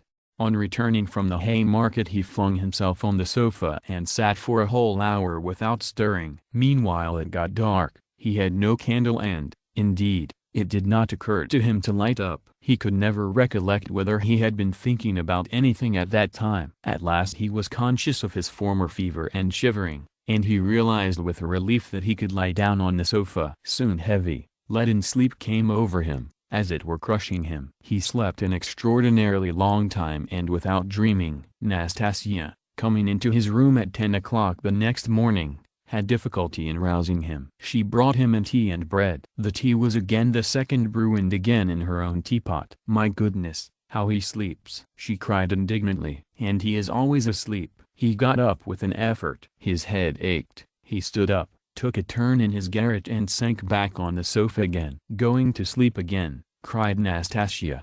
Are you ill, eh? He made no reply. Do you want some tea? Afterwards, he said with an effort, closing his eyes again and turning to the wall. Nastasia stood over him. Perhaps he really is ill, she said, turned and went out. She came in again at 2 o'clock with soup. He was lying as before. The tea stood untouched. Nastasia felt positively offended and began wrathfully rousing him. Why are you lying like a log? She shouted, looking at him with repulsion. He got up, and sat down again, but said nothing and stared at the floor. Are you ill or not? Asked Nastasia, and again received no answer. You'd better go out and get a breath of air, she said after a pause. Will you eat it or not? Afterwards, he said weakly. You can go. And he motioned her out. She remained a little longer, looked at him with compassion and went out. A few minutes afterwards, he raised his eyes and looked for a long while at the tea and the soup. Then he took the bread, took up a spoon and began to eat. He ate a little, 3 or 4 spoonfuls,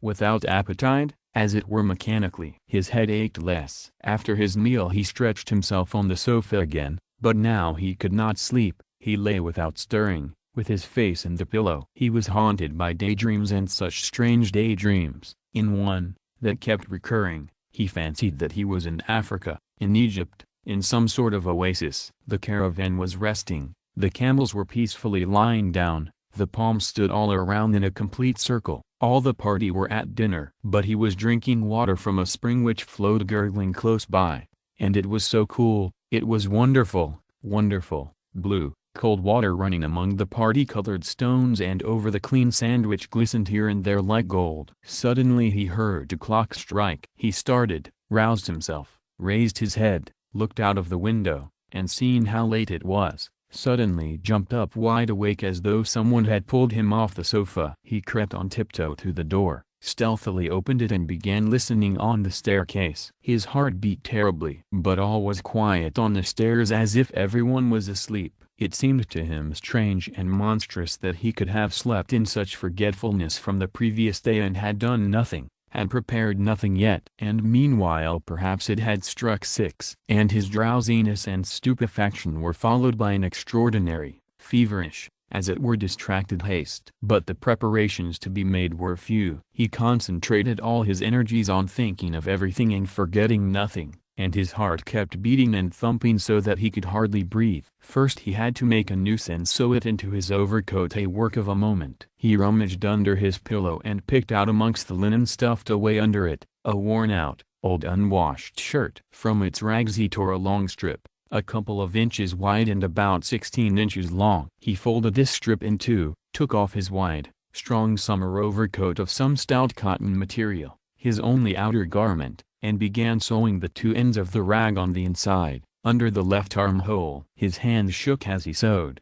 but he did it successfully so that nothing showed outside when he put the coat on again. The needle and thread he had got ready long before, and they lay on his table in a piece of paper. As for the noose, it was a very ingenious device of his own. The noose was intended for the axe. It was impossible for him to carry the axe through the street in his hands, and if hidden under his coat he would still have had to support it with his hand, which would have been noticeable. Now he had only to put the head of the axe in the noose, and it would hang quietly under his arm on the inside. Putting his hand in his coat pocket, he could hold the end of the handle all the way, so that it did not swing, and as the coat was very full, a regular sack in fact, it could not be seen from outside that he was holding something with the hand that was in the pocket. This noose, too, he had designed a fortnight before. When he had finished with this, he thrust his hand into a little opening between his sofa and the floor, fumbled in the left corner and drew out the pledge, which he had got ready long before and hidden there. This pledge was, however, only a smoothly planed piece of wood the size and thickness of a silver cigarette case. He picked up this piece of wood in one of his wanderings in a courtyard where there was some sort of a workshop. Afterwards he had added to the wood a thin smooth piece of iron, which he had also picked up at the same time in the street. Putting the iron, which was a little the smaller, on the piece of wood, he fastened them very firmly,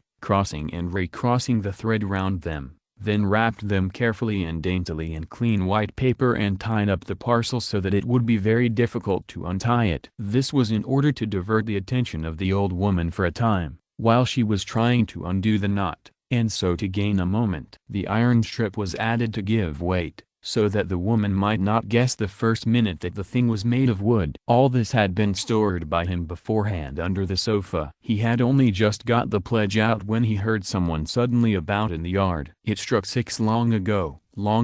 My God! He rushed to the door, listened, caught up his hat and began to descend his 13 steps cautiously, noiselessly, like a cat. He had still the most important thing to do: to steal the axe from the kitchen.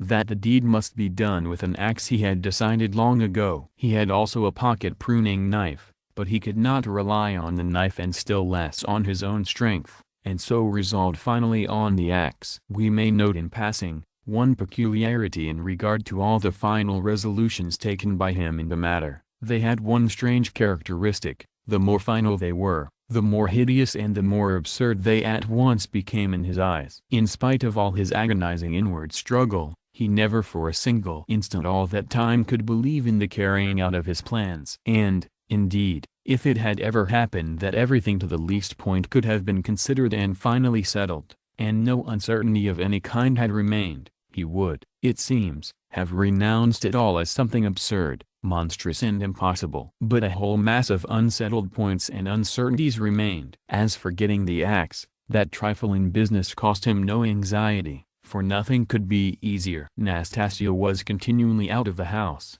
especially in the evenings. She would run into the neighbors or to a shop, and always left the door ajar. It was the one thing the landlady was always scolding her about. And so, when the time came, he would only have to go quietly into the kitchen and to take the axe, and an hour later, when everything was over, go in and put it back again. But these were doubtful points. Supposing he returned an hour later to put it back, and Nastasia had come back and was on the spot. He would of course have to go by and wait till she went out again. But supposing she were in the meantime to miss the axe, look for it, make an outcry that would mean suspicion or at least grounds for suspicion.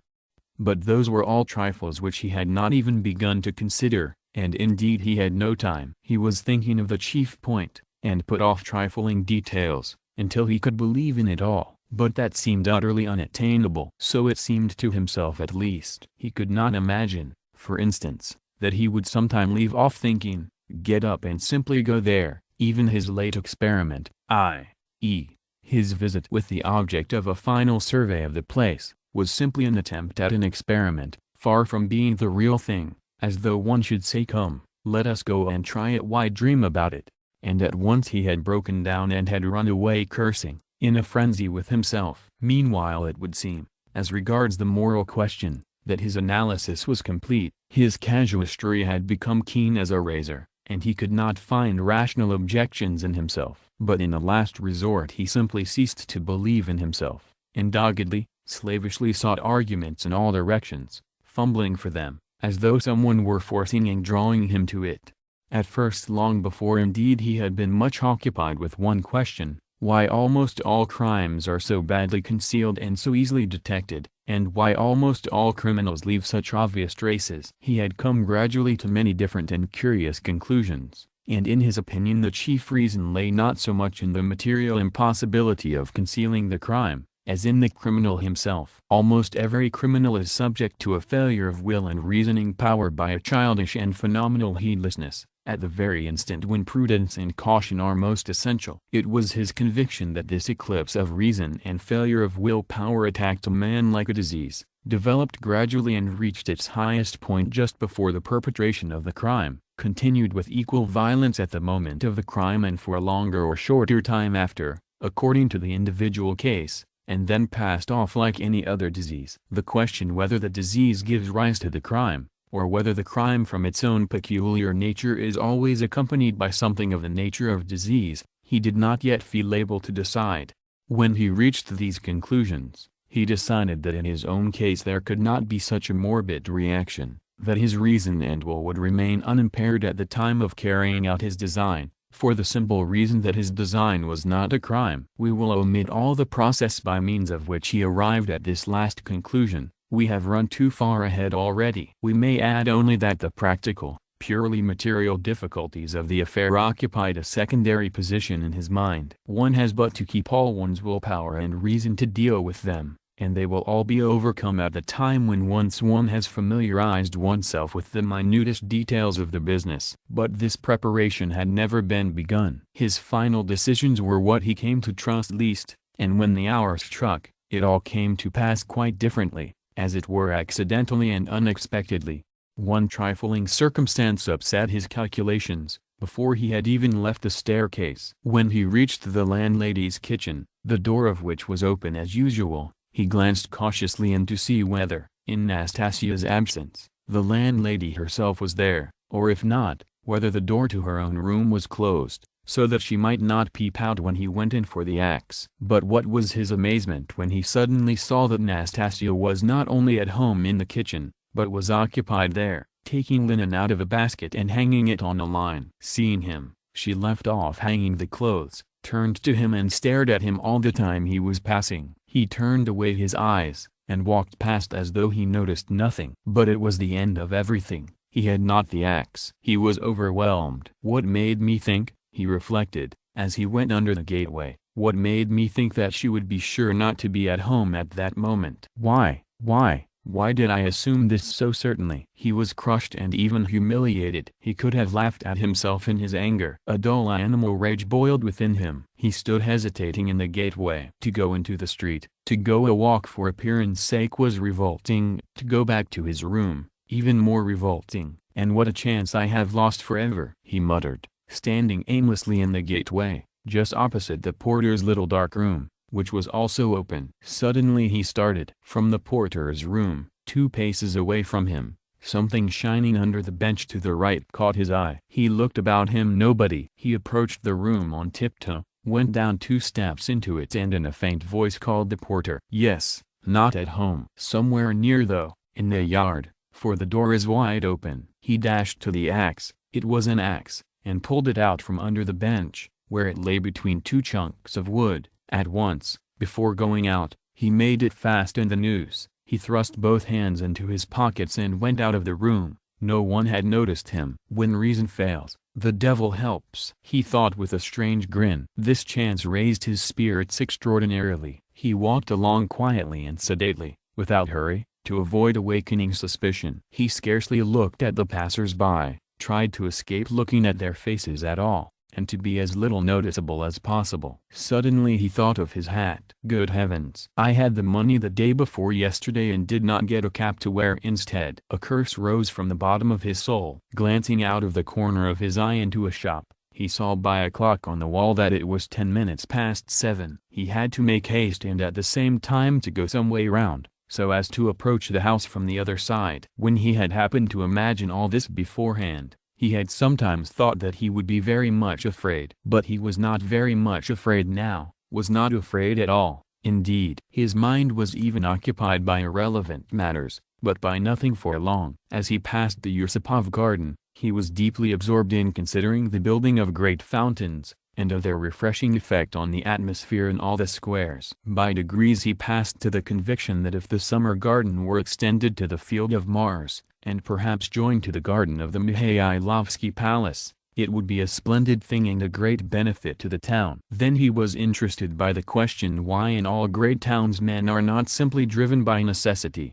but in some peculiar way inclined to live in those parts of the town where there are no gardens nor fountains, where there is most dirt and smell and all sorts of nastiness. Then his own walks through the Haymarket came back to his mind, and for a moment he waked up to reality. What nonsense, he thought, better think of nothing at all. So probably men led to execution clutch mentally at every object that meets them on the way, flashed through his mind, but simply flashed, like lightning. He made haste to dismiss this thought. And by now he was near. Here was the house, here was the gate. Suddenly a clock somewhere struck once. What, can it be 7:30? Impossible, it must be fast. Luckily for him, everything went well again at the gates. At that very moment, as though expressly for his benefit, a huge wagon of hay had just driven in at the gate, completely screening him as he passed under the gateway, and the wagon had scarcely had time to drive through into the yard, before he had slipped in a flash to the right. On the other side of the wagon he could hear shouting and quarreling,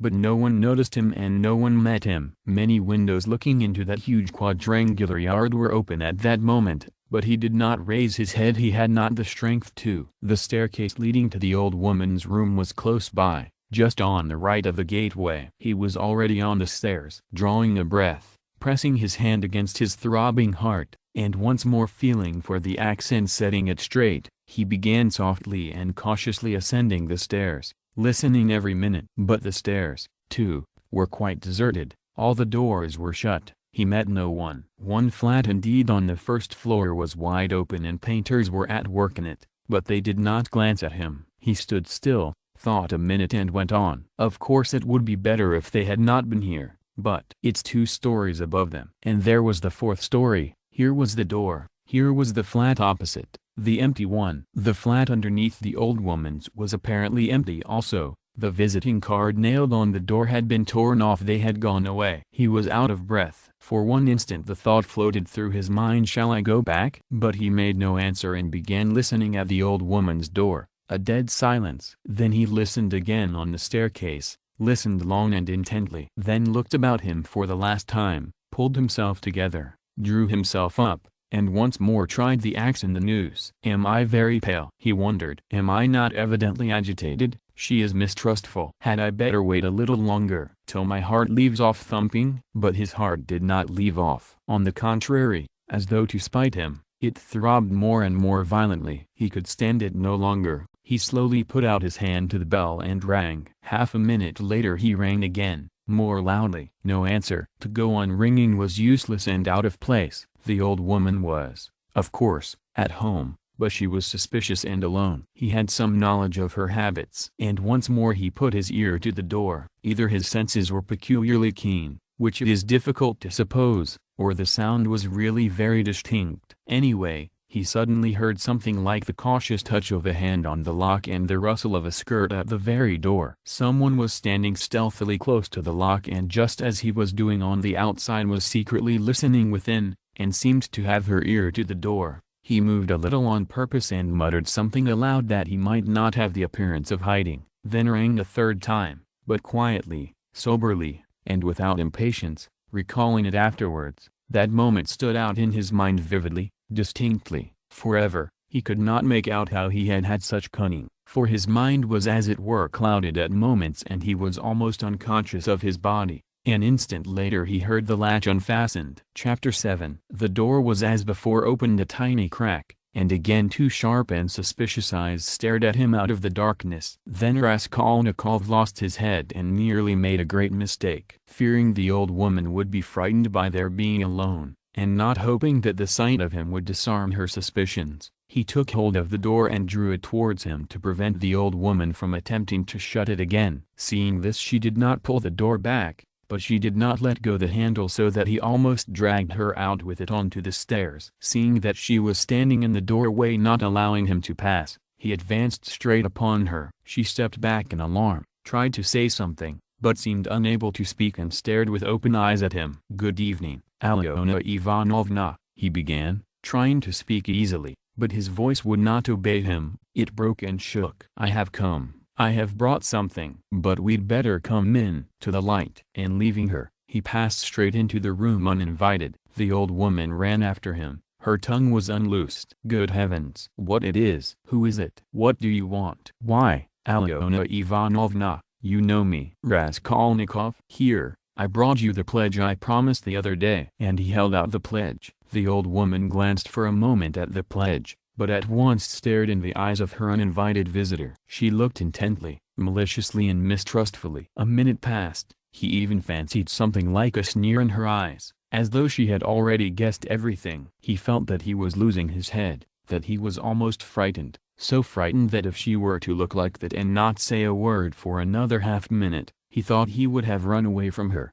"Why do you look at me as though you did not know me?" he said suddenly, also with malice. "Take it if you like. If not, I'll go elsewhere. I am in a hurry." He had not even thought of saying this, but it was suddenly said of itself. The old woman recovered herself, and her visitor's resolute tone evidently restored her confidence. "But why, my good sir, all of a minute?" "What is it?" she asked, looking at the pledge. "The silver cigarette case. I spoke of it last time, you know." She held out her hand. "But how pale you are, to be sure. And your hands are trembling too. Have you been bathing, or what?" "Fever," he answered abruptly. "You can't help getting pale." "If you've nothing to eat," he added, with difficulty articulating the words. His strength was failing him again, but his answer sounded like the truth.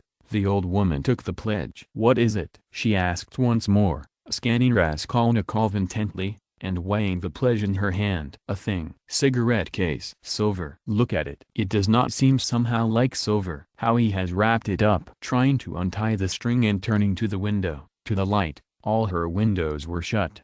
In spite of the stifling heat, she left him altogether for some seconds and stood with her back to him. He unbuttoned his coat and freed the axe from the noose, but did not yet take it out altogether, simply holding it in his right hand under the coat. His hands were fearfully weak. He felt them every moment growing more numb and more wooden. He was afraid he would let the axe slip and fall. A sudden giddiness came over him. "But what has he tied it up like this for?" the old woman cried with vexation and moved towards him. He had not a minute more to lose. He pulled the axe quite out, swung it with both arms, scarcely conscious of himself, and almost without effort, almost mechanically, brought the blunt side down on her head. He seemed not to use his own strength in this. But as soon as he had once brought the axe down, his strength returned to him. The old woman was as always bareheaded. Her thin, light hair, streaked with gray, thickly smeared with grease, was plaited in a rat's tail and fastened by a broken horn comb which stood out on the nape of her neck. As she was so short,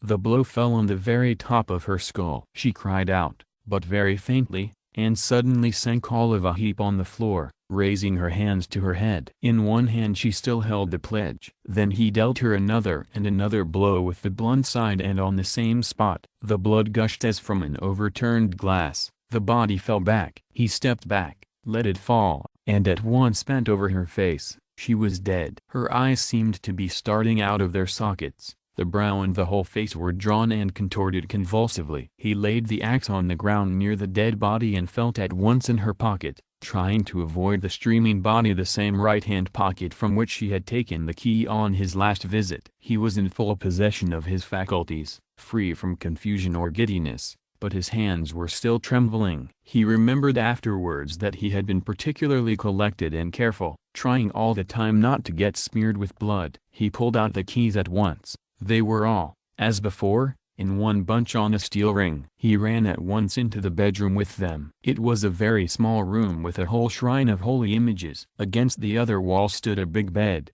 very clean and covered with a silk patchwork wadded quilt. Against the third wall was a chest of drawers. Strange to say, so soon as he began to fit the keys into the chest, so soon as he heard their jingling, a convulsive shudder passed over him. He suddenly felt tempted again to give it all up and go away. But that was only for an instant. It was too late to go back. He positively smiled at himself, when suddenly another terrifying idea occurred to his mind. He suddenly fancied that the old woman might be still alive and might recover her senses. Leaving the keys in the chest, he ran back to the body, snatched up the axe and lifted it once more over the old woman, but did not bring it down. There was no doubt that she was dead. Bending down and examining her again more closely, he saw clearly that the skull was broken and even battered in on one side. He was about to feel it with his finger, but drew back his hand, and indeed it was evident without that. Meanwhile there was a perfect pool of blood. All at once he noticed a string on her neck. He tugged at it, but the string was strong and did not snap, and besides, it was soaked with blood. He tried to pull it out from the front of the dress, but something held it and prevented its coming. In his impatience he raised the axe again to cut the string from above on the body, but did not dare, and with difficulty, smearing his hand and the axe in the blood, after 2 minutes' hurried effort, he cut the string and took it off without touching the body with the axe. He was not mistaken, it was a purse. On the string were 2 crosses, one of cypress wood and one of copper, and an image in silver filigree, and with them a small greasy chamois leather purse with a steel rim and ring. The purse was stuffed very full. Raskolnikov thrust it in his pocket without looking at it, flung the crosses on the old woman's body and rushed back into the bedroom, this time taking the axe with him. He was in terrible haste. He snatched the keys, and began trying them again, but he was unsuccessful. They would not fit in the locks. It was not so much that his hands were shaking, but that he kept making mistakes. Though he saw for instance that a key was not the right one and would not fit, still he tried to put it in. Suddenly he remembered and realized that the big key with the deep notches, which was hanging there with the small keys, could not possibly belong to the chest of drawers. On his last visit this had struck him, but to some strong box, and that everything perhaps was hidden in that box. He left the chest of drawers, and at once felt under the bedstead, knowing that old women usually keep boxes under their beds. And so it was. There was a good-sized box under the bed, at least a yard in length, with an arched lid covered with red leather and studded with steel nails. The notched key fitted at once and unlocked it. At the top, under a wide sheet, was a coat of red brocade lined with hareskin. Under it was a silk dress, then a shawl, and it seemed as though there was nothing below but clothes. The first thing he did was to wipe his blood-stained hands on the red brocade. It's red, and on red blood will be less noticeable, the thought passed through his mind. Then he suddenly came to himself. Good God, am I going out of my senses? He thought with terror. But no sooner did he touch the clothes than a gold watch slipped from under the fur coat. He made haste to turn them all over. There turned out to be various articles made of gold among the clothes, probably all pledges, unredeemed or waiting to be redeemed, bracelets, chains, earrings, pins and such things. Some were in cases, others simply wrapped in newspaper, carefully and exactly folded, and tied round with tape. Without any delay, he began filling up the pockets of his trousers and overcoat without examining or undoing the parcels and cases, but he had not time to take many. He suddenly heard steps in the room where the old woman lay. He stopped short and was still as death. But all was quiet, so it must have been his fancy. All at once he heard distinctly a faint cry, as though someone had uttered a low broken moan. Then again dead silence for a minute or two. He sat squatting on his heels by the box and waited, holding his breath. Suddenly he jumped up, seized the axe and ran out of the bedroom. In the middle of the room stood Lizaveta with a big bundle in her arms. She was gazing in stupefaction at her murdered sister, white as a sheet and seeming not to have the strength to cry out. Seeing him run out of the bedroom, she began faintly quivering all over, like a leaf. A shudder ran down her face. She lifted her hand, opened her mouth, but still did not scream. She began slowly backing away from him into the corner, staring intently, persistently at him, but still uttered no sound, as though she could not get breath to scream. He rushed at her with the axe. Her mouth twitched piteously, as one sees babies' mouths, when they begin to be frightened, stare intently at what frightens them and are on the point of screaming. And this hapless Lizaveta was so simple and had been so thoroughly crushed and scared that she did not even raise a hand to guard her face, though that was the most necessary and natural action at the moment, for the axe was raised over her face. She only put up her empty left hand, but not to her face, slowly holding it out before her as though motioning him away. The axe fell with the sharp edge just on the skull and split at one blow all the top of the head. She fell heavily at once. Raskolnikov completely lost his head, snatching up her bundle, dropped it again and ran into the entry. Fear gained more and more mastery over him, especially after this second, quite unexpected murder. He longed to run away from the place as fast as possible. And if at that moment he had been capable of seeing and reasoning more correctly, if he had been able to realize all the difficulties of his position, the hopelessness, the hideousness and the absurdity of it, if he could have understood how many obstacles and, perhaps, crimes he had still to overcome or to commit, to get out of that place and to make his way home, it is very possible that he would have flung up everything, and would have gone to give himself up, and not from fear, but from simple horror and loathing of what he had done. The feeling of loathing especially surged up within him and grew stronger every minute. He would not now have gone to the box or even into the room for anything in the world. But a sort of blankness, even dreaminess, had begun by degrees to take possession of him. At moments he forgot himself, or rather, forgot what was of importance, and caught at trifles. Glancing, however, into the kitchen and seeing a bucket half full of water on the bench, he bethought him of washing his hands and the axe. His hands were sticky with blood. He dropped the axe with the blade in the water, snatched a piece of soap that lay in a broken saucer on the window, and began washing his hands and the bucket. When they were clean, he took out the axe, washed the blade and spent a long time, about 3 minutes, washing the wood where there were spots of blood, rubbing them with soap. Then he wiped it all with some linen that was hanging to dry on a line in the kitchen, and then he was a long while attentively examining the axe at the window. There was no trace left on it, only the wood was still damp. He carefully hung the axe and the noose under his coat. Then, as far as was possible, in the dim light in the kitchen, he looked over his overcoat, his trousers and his boots. At the first glance there seemed to be nothing but stains on the boots. He wetted the rag and rubbed the boots. But he knew he was not looking thoroughly, that there might be something quite noticeable that he was overlooking. He stood in the middle of the room, lost in thought. Dark agonizing ideas rose in his mind, the idea that he was mad and that at that moment he was incapable of reasoning, of protecting himself, that he ought perhaps to be doing something utterly different from what he was now doing. Good God! He muttered, I must fly, and he rushed into the entry. But here a shock of terror awaited him such as he had never known before. He stood and gazed and could not believe his eyes.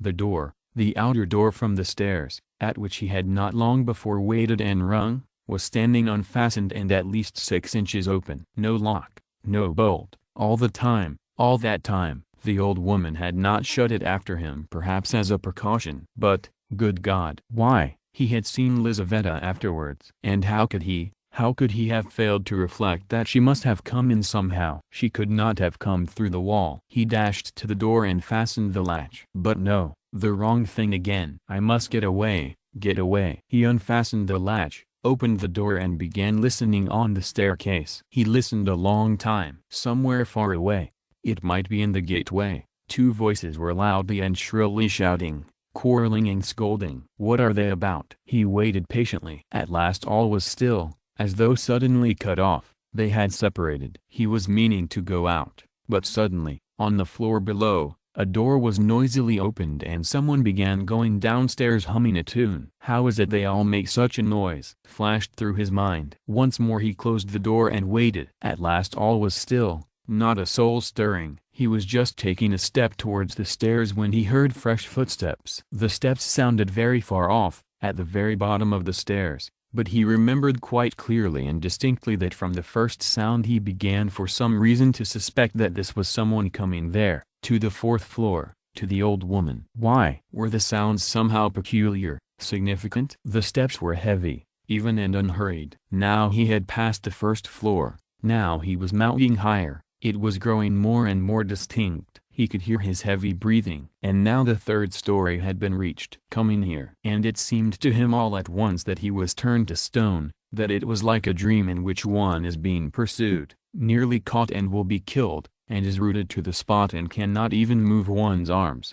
At last, when the unknown was mounting to the fourth floor, he suddenly started, and succeeded in slipping neatly and quickly back into the flat and closing the door behind him. Then he took the hook and softly, noiselessly, fixed it in the catch. Instinct helped him. When he had done this, he crouched holding his breath, by the door. The unknown visitor was by now also at the door. They were now standing opposite one another, as he had just before been standing with the old woman, when the door divided them and he was listening.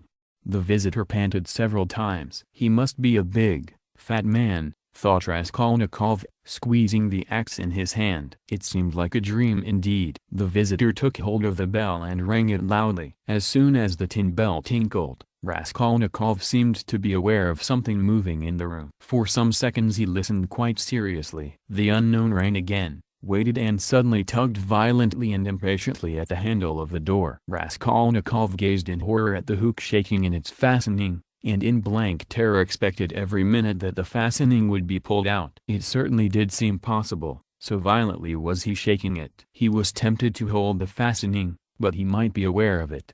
A giddiness came over him again. "I shall fall down," flashed through his mind, but the unknown began to speak and he recovered himself at once. "What's up? Are they asleep or murdered? D-damn them," he bawled in a thick voice. "Hey, Alyona Ivanovna, old witch. Lizaveta Ivanovna, hey, my beauty. Open the door. Oh, damn them. Are they asleep or what?" And again, enraged, he tugged with all his might a dozen times at the bell. He must certainly be a man of authority and an intimate acquaintance. At this moment light hurried steps were heard not far off, on the stairs. Someone else was approaching. Raskolnikov had not heard them at first. "You don't say there's no one at home," the newcomer cried in a cheerful, ringing voice, addressing the first visitor, who still went on pulling the bell. "Good evening, Koch." From his voice he must be quite young, thought Raskolnikov. "Who the devil can tell?" "I've almost broken the lock," answered Koch. "But how do you come to know me?" "Why, the day before yesterday I beat you 3 times running at billiards at Gambrinus." "Oh, so they are not at home? That's queer." "It's awfully stupid though. Where could the old woman have gone?" "I've come on business." "Yes,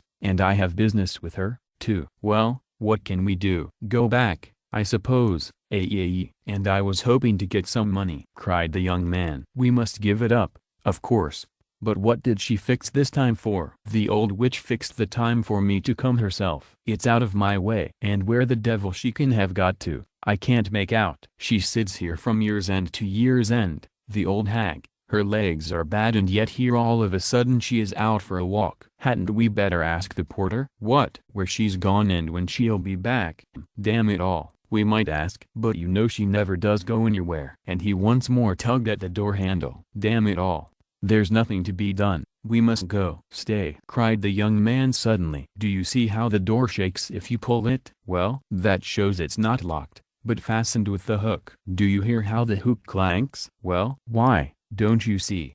That proves that one of them is at home. If they were all out, they would have locked the door from the outside with a key and not with the hook from inside. There, do you hear how the hook is clanking? To fasten the hook on the inside they must be at home, don't you see? So there they are sitting inside and don't open the door." "Well, and so they must be," cried Koch, astonished. "What are they about in there?" And he began furiously shaking the door. "Stay," cried the young man again. "Don't pull at it. There must be something wrong. Here, You've been ringing and pulling at the door and still they don't open. So either they've both fainted or what? I tell you what. Let's go fetch the porter, let him wake them up. All right. Both were going down. Stay. You stop here while I run down for the porter. What for? Well, you'd better. All right. I'm studying the law, you see. It's evident, there's something wrong here. The young man cried hotly, and he ran downstairs. Koch remained. Once more he softly touched the bell, which gave one tinkle,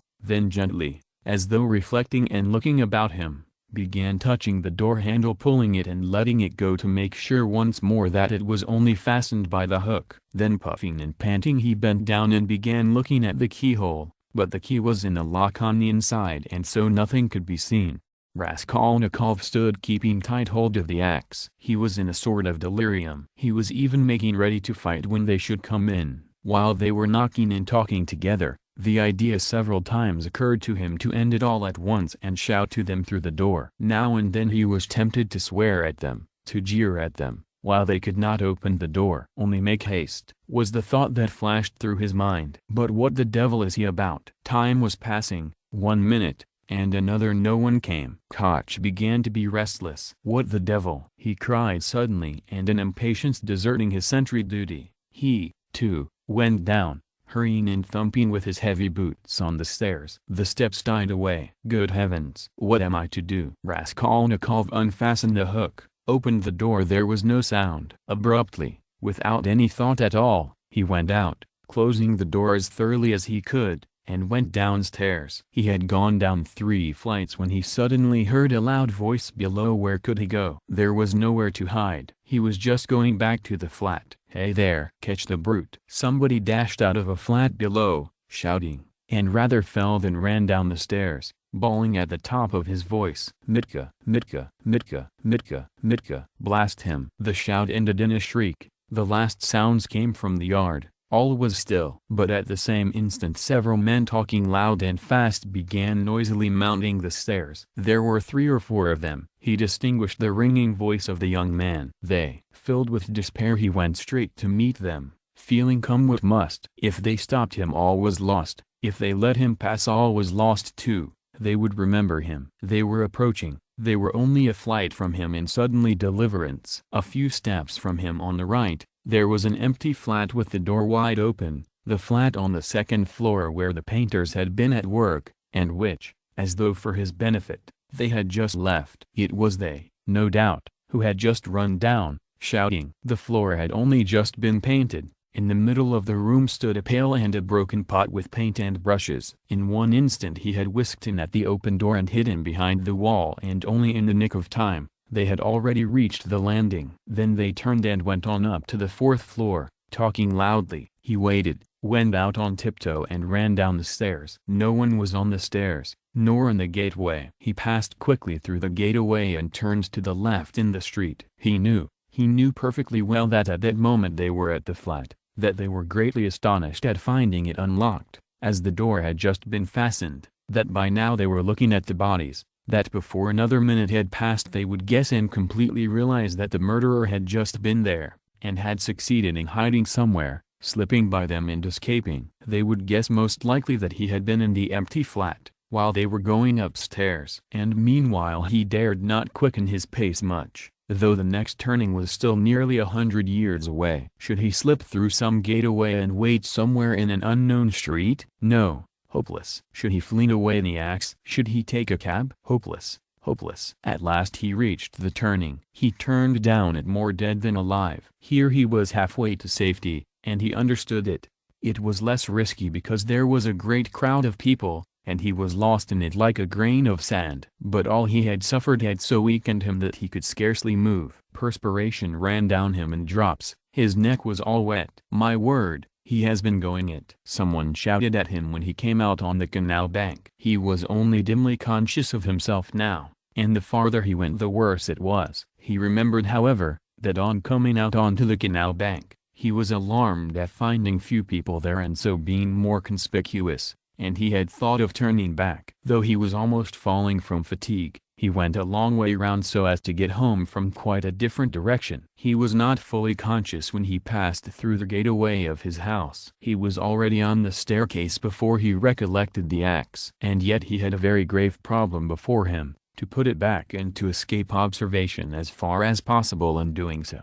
He was of course incapable of reflecting that it might perhaps be far better not to restore the axe at all, but to drop it later on in somebody's yard. But it all happened fortunately. The door of the porter's room was closed but not locked, so that it seemed most likely that the porter was at home. But he had so completely lost all power of reflection that he walked straight to the door and opened it. If the porter had asked him, "What do you want?" he would perhaps have simply handed him the axe. But again the porter was not at home, and he succeeded in putting the axe back under the bench, and even covering it with the chunk of wood as before. He met no one, not a soul. Afterwards, on the way to his room, the landlady's door was shut. When he was in his room, he flung himself on the sofa just as he was. He did not sleep, but sank into blank forgetfulness. If anyone had come into his room then, he would have jumped up at once and screamed. Scraps and shreds of thoughts were simply swarming in his brain, but he could not catch at one,